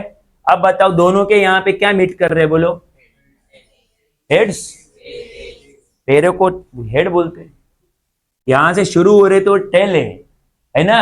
अब दोनों के टेल के बीच में एंगल 130 डिग्री है क्या, नहीं, दोनों के बीच का एंगल तो ये होगा, ठीक है। तो ये टोटल एंगल कितना होता है 180। 180 में से ये 130 निकाल दिया तो ये कितना होगा 50 डिग्री। तो दो वेक्टर के बीच का एंगल कितना आएगा 50 डिग्री। अबे ऐसा कुछ भी नहीं करने का, मतलब ए में बी डाल दिया और सी डाल दिया और अचानक से कुछ आया और ये मैंने करेक्ट लाया, ऐसा नहीं होता। वो एक आध बार तुक्का लग जाता है, 500 बार नहीं लगता, ठीक है। सो इधर ध्यान दो। अब यहाँ पे तुम्हें एक कंसेप्ट समझ में आ रहा है। अच्छा, और ट्राई करते हैं हम लोग। सपोज यहाँ पे एक वेक्टर है, सपोज एक वेक्टर है यहाँ पे ए बार, ठीक है, और ये दूसरा वेक्टर है यहाँ पे बी बार, राइट। और ये दोनों के बीच का ये वाला एंगल, मतलब ये वाला एंगल आपको गिवन है और वो एंगल गिवन है लेट्स से 60 डिग्री, बराबर है। तो हमें क्या निकालना है, दोनों के बीच का एंगल निकालना है, दो वेक्टर के बीच का एंगल निकालना है। अरे आया ना। तो चलो कैसे निकालेंगे बताओ, कितना रहेगा दोनों के बीच। ये 60 डिग्री नहीं है यार, 160 कर लो इसको। हाँ हाँ, उसको शिफ्ट कर दो। एक तो ए बार को थोड़ा पीछे कर लो, तो ए बार को दोनों को, ए बार को थोड़ा पीछे करोगे तो इसका हेड इधर है, तो फिर इसका भी हेड इधर हो जाएगा। अरे हाँ या नहीं। या फिर बी बार को उठा के इधर रख दो,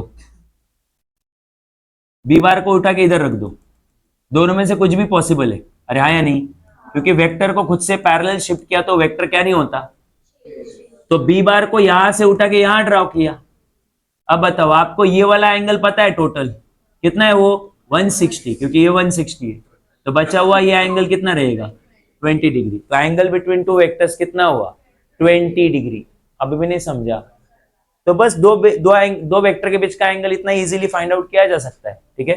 तो और एक दो क्वेश्चन और करते हैं। सपोज मान लो ये आपका एक्स एक्सिस है, नेगेटिव एक्स एक्सिस है, वाई एक्सिस है, नेगेटिव वाई एक्सिस है। सो एक वेक्टर हमने यहां रखा, दूसरा वेक्टर हमने यहां रखा, ठीक है। मान लो ये एंगल है तुम्हारा 30 डिग्री और ये एंगल है तुम्हारा 70 डिग्री, ठीक है। अब बताओ दो वेक्टर के बीच का एंगल कितना है। एक मिनट, एक मिनट।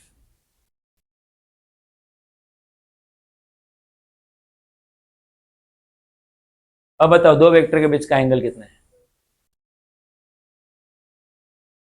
हाँ, 130 और 80।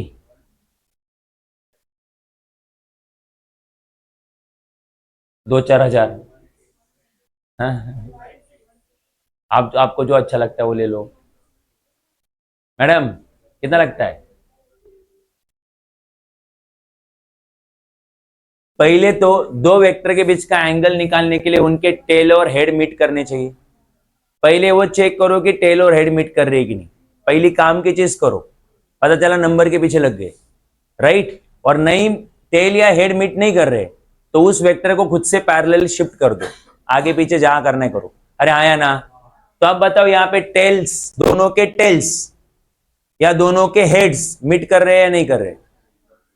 हाँ, नहीं कर रहे। क्या मीट कर रहे, टेल्स की हेड। कुछ कुछ लोग बोले हाँ टेल, तो है ना उसमें। देखो, ऐसा नहीं बोलने का कि सर ये एरो पीछे है तो उसका हेड इधर है। हेड उधर नहीं होता, जिधर वो तक मैंने ड्रॉ किया उधर हेड होता है। तो वो अगर इधर मैंने एरो दिखाया तो हेड एक्चुअली इधर है, समझा कि नहीं, इधर हेड है। और इसका एरो इधर ड्रॉ किया तो वो इधर तक ड्रॉ किया, मतलब उसका भी हेड इधर ही है। तो दोनों के हेड क्या कर रहे हैं, मीट कर रहे हैं। तो दोनों के बीच में जो एंगल है वो एक तो ये वाला रहेगा या फिर ये वाला रहेगा। बट हम लोग कौन सा वाला लेते, स्मॉलर लेते कि बिगर लेते। तो फिर हमें ये वाला एंगल चाहिए। अरे है नहीं। अब नीचे वाला ऑलरेडी पता है, ये वाला पता है ना, वो कितना है, वो 70 डिग्री। उसमें अभी हमें बस ये ऊपर वाला ऐड करना है। ये कितना डिग्री हो 60, बिकॉज ये टोटल 90 होता है ना। तो ये 30 हुआ तो ये बचा हुआ कितना रहेगा 60। तो ये 60 और ये नीचे का कौन 70, तो टोटल एंगल मिलके ये वाला एंगल हमें आ जाएगा। कितना है वो 130, 130 ना। हाँ 130। कितने लोगों का आंसर 130 था। ओके। बाकी लोगों का मैथ्स में गड़बड़ है कि जिंदगी में गड़बड़ है। हाँ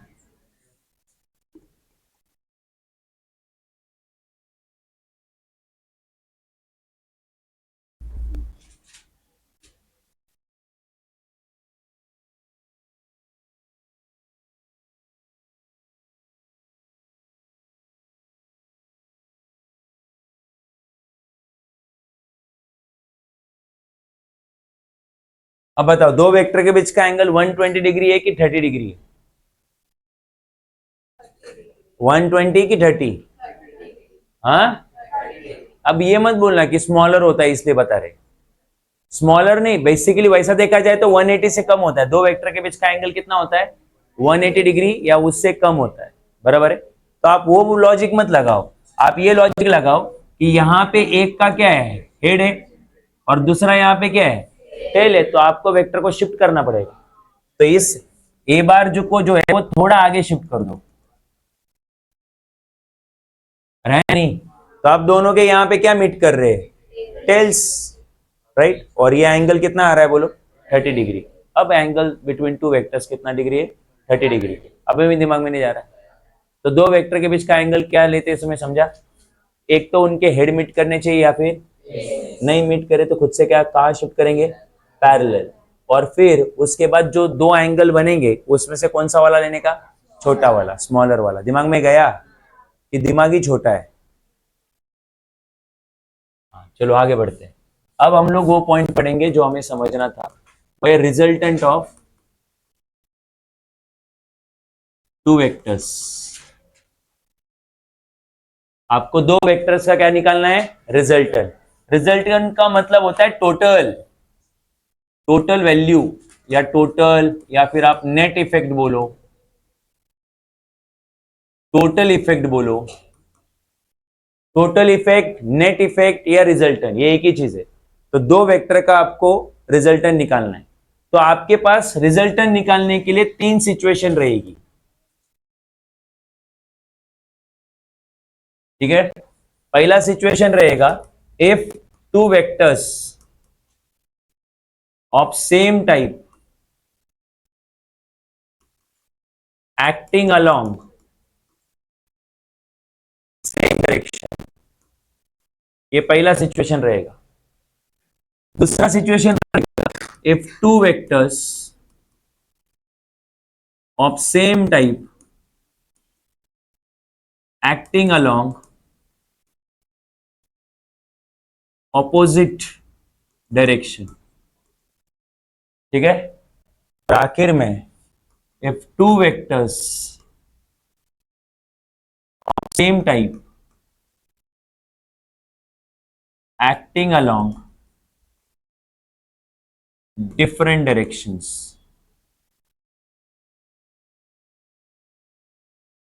सो ऐसी तीन सिचुएशन आपके सामने आ सकती है, ठीक है? सो दो वेक्टर का रिजल्टेंट निकालना है जब वो सेम डायरेक्शन में हो, दो वेक्टर का रिजल्टेंट निकालना है जो ऑपोजिट में हो, और दो वेक्टर का रिजल्टेंट निकालना है जब वो एक दूसरे के कैसे हो, डिफरेंट डायरेक्शंस में हो, राइट? उसमें से जो पहला सिचुएशन है वो बहुत इजी है, दूसरा भी बहुत इजी है, तीसरा थोड़ा चैलेंजिंग है आपको। सब लोग इधर ध्यान देंगे, मैं क्यों बोल रहा हूं कि पहला पहला और दूसरा बहुत इजी है, इधर ध्यान दो सब लोग। तो सपोज ये बॉक्स है, इस बॉक्स के ऊपर मैं दो फोर्सेस एक्ट करवा रहा हूं। फोर्स क्यों लेता हूं मैं बार बार? बिकॉज उसको समझाना इजी होता है। तो फोर्स लिया 10 न्यूटन और दूसरा फोर्स लिया लेट्स से 8 न्यूटन, बराबर है? तो दोनों का टोटल इफेक्ट कितना बताओगे मुझे? हाँ, 18 बताओगे, बिकॉज दोनों का डायरेक्शन क्या है? सेम है। डायरेक्शन सेम है तो आप वो दोनों का मिला के बताते हो ना। तो यहां यही से लॉजिक बनाओ। यहां से लॉजिक ये बनता है कि अगर दो वेक्टर सेम डायरेक्शन में है तो उनका नेट इफेक्ट फाइंड आउट करने के लिए हम लोग सीधा सीधा क्या करते हैं? ऐड करते हैं, डायरेक्टली ऐड करते हैं। सिमिलरली इधर देखो, सपोज मेरे पास यहाँ पे एक बॉक्स है, उसके ऊपर इधर एक फोर्स लगाया 10 न्यूटन का, दूसरा भी फोर्स लगाया 10 न्यूटन का, है ना? नेट इफेक्ट कितना होगा? मतलब एक बॉक्स को आप भी पुश कर रहे हो, आपका भाई भी पुश कर रहा है, और दोनों का स्ट्रेंथ सेम है सपोज, तो बॉक्स किस तरफ मूव होगा? कहीं पे भी नहीं। तो नेट इफेक्ट कितना हुआ? 0। तो यहां पे जो नेट है, यहां पे नेट वैल्यू जो है, नेट वैल्यू वो ही 18 न्यूटन सीधे सीधे ऐड हुई।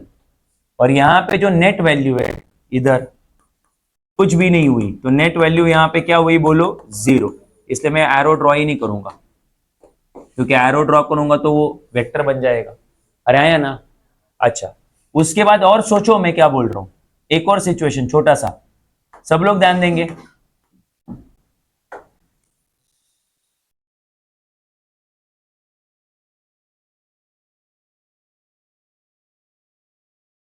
हाँ, सपोज वन मोर सिचुएशन, ये एक बॉक्स है, इस बॉक्स के ऊपर इस तरफ से फोर्स एक्ट हो रहा है 10 न्यूटन, मतलब टूवर्ड्स ईस्ट फोर्स एक्ट हो रहा है 10 न्यूटन, और टूवर्ड्स वेस्ट फोर्स एक्ट हो रहा है मान लो 2 न्यूटन। कितना? 2 न्यूटन। अब मुझे बताओ नेट इफेक्ट क्या रहेगा? हाँ, शाबाश, 8 न्यूटन रहेगा, एग्रीड। बट वो 8 न्यूटन किस तरफ रहेगा? ईस्ट रहेगा कि वेस्ट रहेगा? वेस्ट। तो जो वेस्ट बोल रहा है, राइट, उसका ये कहना हुआ कि एक बच्चा है जो 10-15 साल का है, और उसका आपने उसका एक कंपटीशन लगाया 2 साल के बच्चे के साथ, और दोनों उस बॉक्स को पुश कर रहे हैं, तो तुम्हारा कहना वो है जिन्होंने वेस्ट बोला 2 साल का बच्चा जीतेगा? हाँ, क्योंकि नेट कहां जा रहा है? वेस्ट में। वेस्ट में मतलब 2 साल के बच्चे की तरफ। पॉसिबल है ये? हाँ, सो अब बताओ नेट कहां जाएगा, जल्दी बोलो। जो बड़ा है, कौन है वो? 10 न्यूटन। तो 10 न्यूटन के डायरेक्शन में रहेगा कौन तुम्हारा? F net. नेट जो भी है, नेट मतलब टोटल इफेक्ट। अरे नहीं गया दिमाग में? हाँ, क्या दिमाग में गया यहां पे? पहली चीज, दो वेक्टर अगर ऑपोजिट है तो उनका रिजल्टेंट निकालने के लिए हम लोग डायरेक्टली सबट्रैक्ट करते हैं। क्या करते हैं?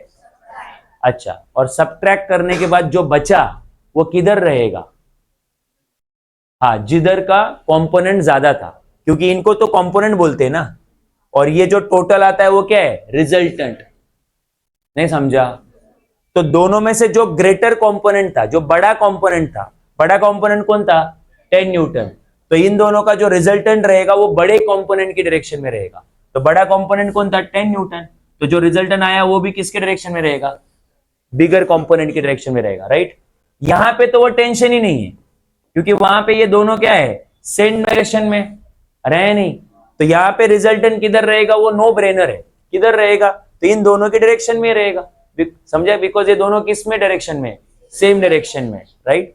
तो अब यहां से क्या समझ में आया? If two vectors of same type acting along same, then their resultant can be obtained। can क्यों लिख रहे हो? डायरेक्ट वैसे obtained ही होगा वो। then their resultant is obtained by adding them।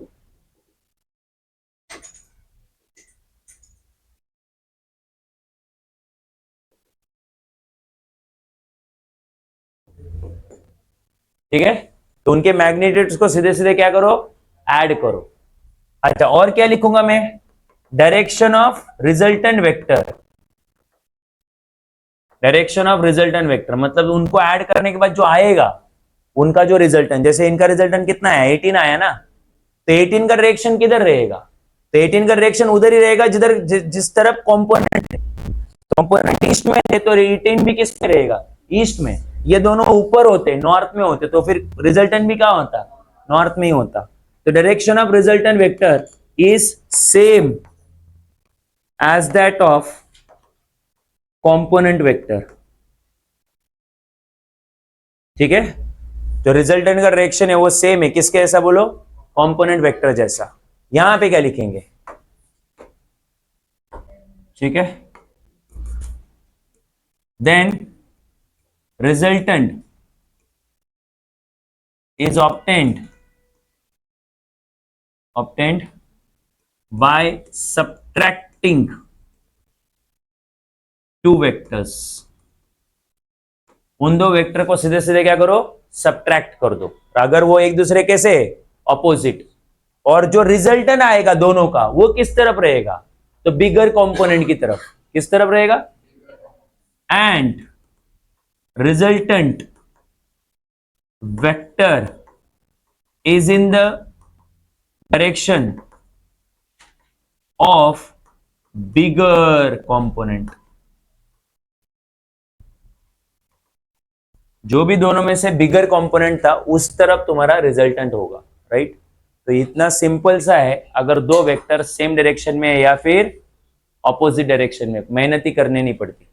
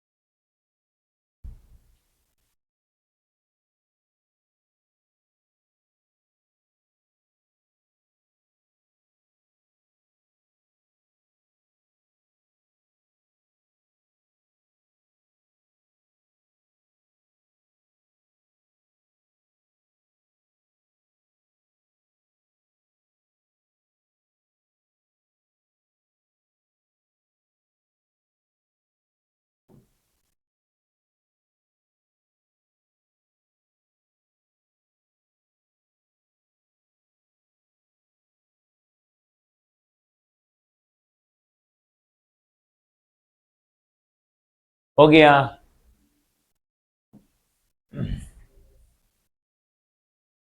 अच्छा, अब वो सिचुएशन जो सबसे इंपॉर्टेंट है और उसी पे मोस्ट ऑफ द क्वेश्चंस होते हैं एंट्रेंस के, ठीक है। कॉलेज में एक आध दूसरा क्वेश्चन इसके ऊपर आ सकता है, मोस्ट ऑफ द एंट्रेंस में क्वेश्चन उसी के होता है, वो हमारे लिए सबसे इंपॉर्टेंट है, ठीक है। अगर दो वेक्टर डिफरेंट डायरेक्शंस में होंगे तो क्या, मतलब कुछ ऐसा जो मैंने तुमको बोला था कि ये एक बॉक्स है, इस बॉक्स के ऊपर एक फोर्स ऐसा एक्ट हो रहा है और दूसरा फोर्स ऐसे एक्ट हो रहा है और बीच में कुछ एंगल है उनके बीच में, तो इस केस में टोटल फोर्स कितना होगा? सीधे सीधे F1 प्लस F2 नहीं होगा। क्यों नहीं होगा? बिकॉज वो किस में नहीं है, सेम डायरेक्शन में नहीं है। F1 माइनस F2 भी नहीं होगा बिकॉज वो ऑपोजिट में नहीं है। समझा क्या? तो फिर क्या होगा?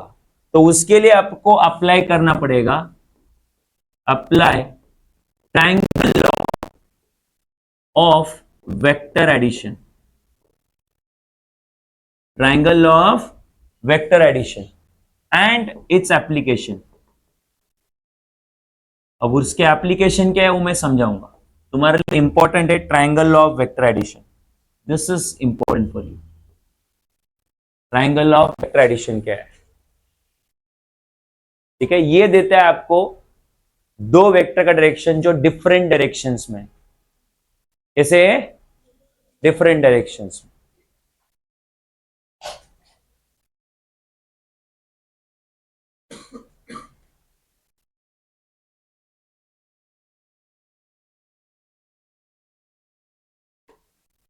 हुआ? समझा? अब तुम्हें कुछ बड़ा समझाने वाला हूं मैं, ठीक है। अब ये सबसे इंपॉर्टेंट तुम्हारे लिए, दिमाग लगाना यहाँ पे। हमारा 15 से 20 मिनट इसमें जाएगा, हमारा लेक्चर थोड़ा बढ़ रहा है, ठीक है। वैसे भी तुमको कोई मीटिंग तो नहीं होगी कि है मीटिंग है? हाँ चलो इधर आने दो भाई। क्या समझ रहे हैं हम लोग? Triangle law of vector addition. ठीक, आपका कॉलेज कोई भी हो, आपको ट्रायंगल लॉ का स्टेटमेंट एग्जाम में आने वाला है, मतलब आने वाला है, ठीक सही है, ठीक है। जो जो मैंने बताया है वो आएंगे ही एग्जाम में, यूनिट वेक्टर बोलो, ये बोलो, राइट। अब अगर आप, अच्छा एक एक चीज है भाई, एक वेक्टर है जो मैं टाइप ऑफ एक वेक्टर में तुम्हें सिखाना भूल गया है, एक है पोजीशन वेक्टर करके, ठीक है। वो सिखा दूंगा बट अगले लेक्चर में याद दिलाना। पोजीशन वेक्टर इंपॉर्टेंट है, वो भी आता है एग्जाम में। एनीवेज ठीक है, क्या चाहिए मुझे? ट्रायंगल। कोई लिख के रखो, नहीं तो मैं तुम लोग भूल जाओगे। वो पोजीशन वेक्टर बड़ा इंपॉर्टेंट है, अगले लेक्चर में पूछना है करके। Position vector pending.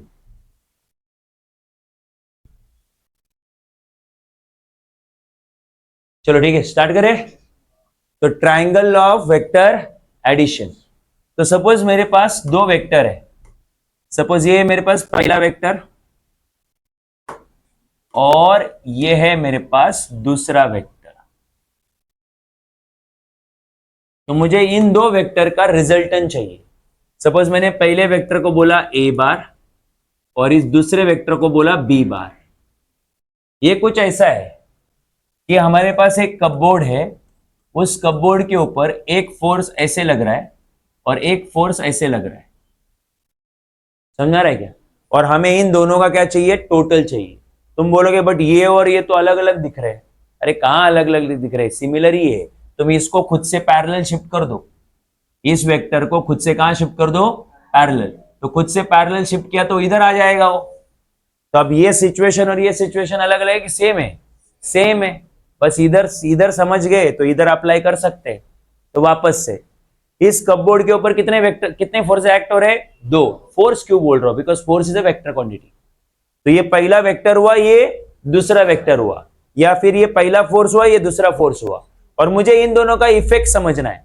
तो इन दोनों का इफेक्ट मतलब टोटल इफेक्ट, रिजल्टेंट बेसिकली। तो मुझे इन दोनों का रिजल्टेंट चाहिए।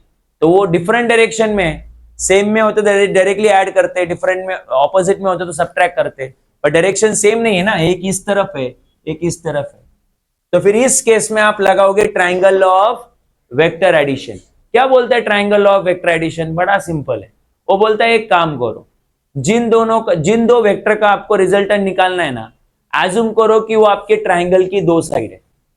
जिन दो वेक्टर का आपको क्या निकालना है? रिजल्टेंट। एज्यूम करो कि वो ट्राइंगल की क्या है? दो साइड।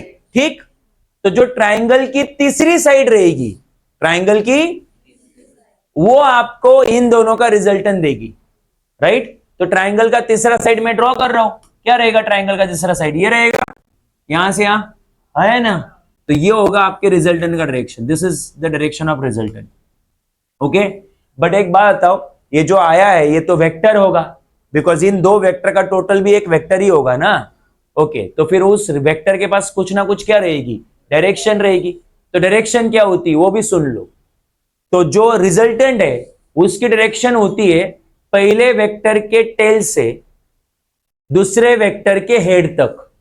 पहली वेक्टर के दूसरे वेक्टर की, तो पहले वेक्टर का टेल ये है, ये क्योंकि ए बार पहला वेक्टर है ना, उसका टेल ये है, और बी बार दूसरा वेक्टर है, उसका ये क्या है? हेड है।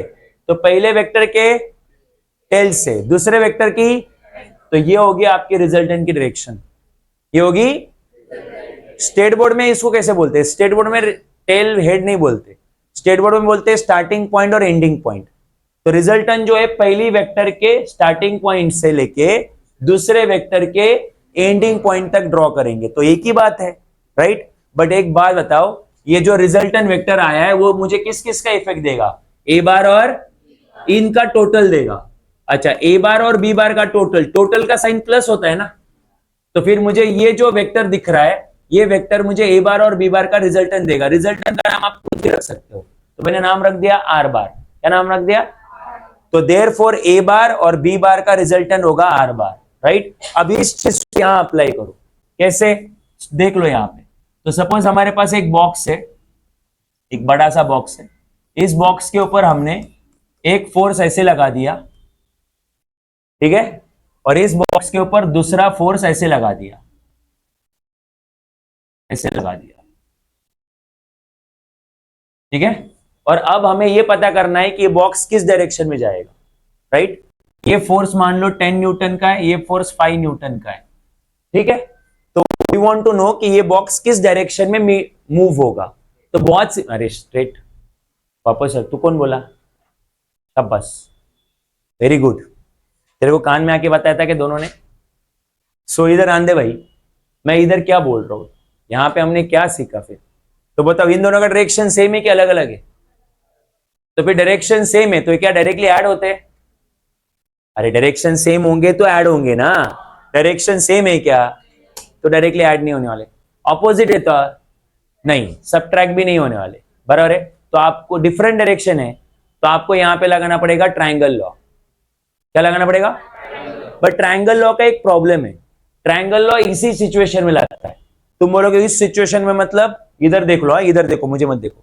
इस सिचुएशन मतलब पहला वेक्टर जहां पे खत्म होता है, पहला वेक्टर जहां पे, दूसरा वेक्टर वहां से शुरू होना चाहिए। ये जो टेल हेड, टेल हेड, ये ऑर्डर मेंटेन होनी चाहिए। देखो ना, टेल हेड, टेल हेड, नहीं समझा? इसको बोलते हैं वेक्टर इन ऑर्डर। क्या बोलते हैं? सो पहला जहां पे खत्म हो रहा है, दूसरा वहां से शुरू होना चाहिए, तो जाके आप ट्राइंगल लॉ लगा सकते हो। बट यहां पे ऐसा है क्या? नहीं। बट दो वेक्टर एक दूसरे को क्या है, बस डिफरेंट डायरेक्शन में, इतना तो फिक्स है, ट्राइंगल लॉ लगाना पड़ेगा। बट ट्राइंगल लॉ लग नहीं रहा है, तो उसके लिए क्या करेंगे बोलो? हाँ, वेक्टर को खुद से पैरेलल क्या करेंगे?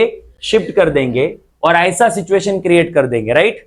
तो अब मुझे बताओ, एक तो 5 न्यूटन को शिफ्ट कर दो या 10 न्यूटन को शिफ्ट कर दो तुमको। तो मैं 10 न्यूटन को शिफ्ट कर रहा हूं, तो 10 न्यूटन को मैं क्या कर रहा हूं? खुद से पैरेलल शिफ्ट कर रहा हूं, बट इधर इधर शिफ्ट कर रहा हूं खुद से। तो देखो, ये 5 न्यूटन को उठा दिया और खुद से पैरेलल शिफ्ट कर दिया, राइट? अब बताओ, इन दोनों का डायरेक्शन सेम है कि अलग अलग है?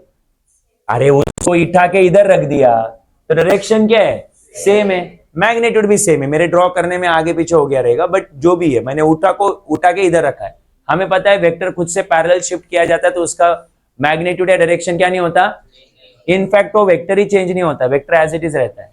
तो अब मुझे बताओ, मुझे इन दोनों का क्या चाहिए अभी, रिजल्टेंट, अरे है नहीं, तो ट्राइंगल लॉ क्या बोलता है, जिन दो वेक्टर का तुझे क्या निकालना है, रिजल्टेंट, उनको एज्यूम करो वो ट्राइंगल की क्या है, दो साइड, तो जो ट्राइंगल का तीसरा साइड रहेगा वो आपको इन दोनों का क्या देगा, रिजल्टेंट। तो ट्राइंगल का तीसरा साइड कौन है भाई, तो ट्राइंगल का तीसरा साइड तुम देख रहे हो, ये देखो, ये ना यहां से यहां तक है ना, तो तुम्हारा बॉक्स जो है वो इस डायरेक्शन में जाएगा, बॉक्स इस, ये सैफ्रॉन कलर जो है ना, इस डायरेक्शन में बॉक्स जाएगा, बराबर, नहीं समझा। बट तुम बोलोगे सर वो फोर्स तो टिप पे दिख रहा है हमें, अरे वो फोर्स का वो कहां पे वो मैटर नहीं करता, मैं तो खाली डायरेक्शन बोल रहा हूं, मतलब बॉक्स ऐसा जाने वाला है, देखो ऐसे ऐसे जाएगा, इधर जाएगा, मतलब इसको पैरेलल जाएगा ना, यही से इधर जाएगा, मतलब सेम प्लेस से इस डायरेक्शन में जाएगा, तो मतलब वो ऐसे जाएगा, इसके पैरेलल जाएगा, समझा रहा है क्या। सो ना वो 10 न्यूटन की डायरेक्शन में जाएगा, ना वो 5 न्यूटन की डायरेक्शन में जाएगा, राइट। अच्छा एक बात बताओ, वो 10 न्यूटन की डायरेक्शन में कब जाता, जब 5 न्यूटन नहीं होता, क्या नहीं होता, एक ही फोर्स होता, समझा। अच्छा वो 5 न्यूटन की डायरेक्शन में कब जाता, जब 10 न्यूटन नहीं होता, ठीक, एक ही फोर्स होता, उसी के डायरेक्शन में जाना पड़ता। और एक चीज, ये अगेन 10 न्यूटन के डायरेक्शन में जाने के कब जाता, एक और सिचुएशन में जाता, अगर 10 और 5 सेम डायरेक्शन में होते, 10 और 5 क्या होते, तब भी वो इधर राइट, मतलब टुवर्ड्स द ईस्ट जाता, तो मेरे दिमाग में जा रहा है क्या, बट वो ऐसा क्यों गया, बिकॉज उसके ऊपर कौन कौन एक्ट हो रहा है, 10 न्यूटन एंड, और वो भी डिफरेंट डायरेक्शन से, समझे कि नहीं, इसलिए वो इस डायरेक्शन में जा रहा है, बट वो उस डायरेक्शन में जा रहा है, ये हमें किसने बताया, बोलो, triangle law of vector addition, बराबर है। तो बताओ triangle law of vector addition दिमाग में सोच के बताओ क्या होता है, कितने, जिन दो वेक्टर का हमें क्या निकालना है, रिजल्टेंट, उनको क्या कंसीडर करना है, ट्राइंगल की, तो ट्राइंगल की जो तीसरी साइड है, जो पहले के टेल से दूसरे के हेड तक होती है, वो उन दोनों का क्या देती है, रिजल्टेंट, नहीं समझा। अब इसी को डेफिनेशन में उतारो, इंग्लिश आती है कि नहीं आती, बस उस इंग्लिश का यूज कर लो, उसको यहां उतारो, हो गया ट्राइंगल लॉ खत्म। बट इतना पक्का है कि ट्राइंगल लॉ का स्टेटमेंट एग्जाम में आने वाला है, ठीक है। सो मैं इधर लिख रहा हूं,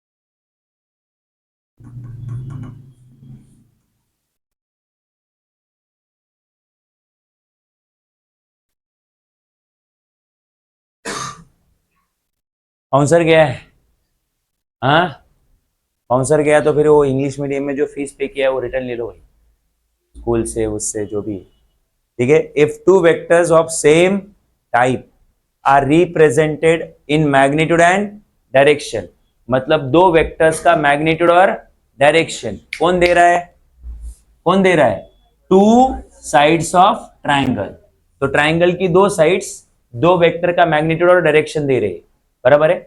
तो ट्राइंगल का जो थर्ड साइड है वो क्या देगा आपको, मैग्नीट्यूड और डायरेक्शन, किसका, रिजल्टेंट का, वो दो वेक्टर के रिजल्टेंट का, बराबर है।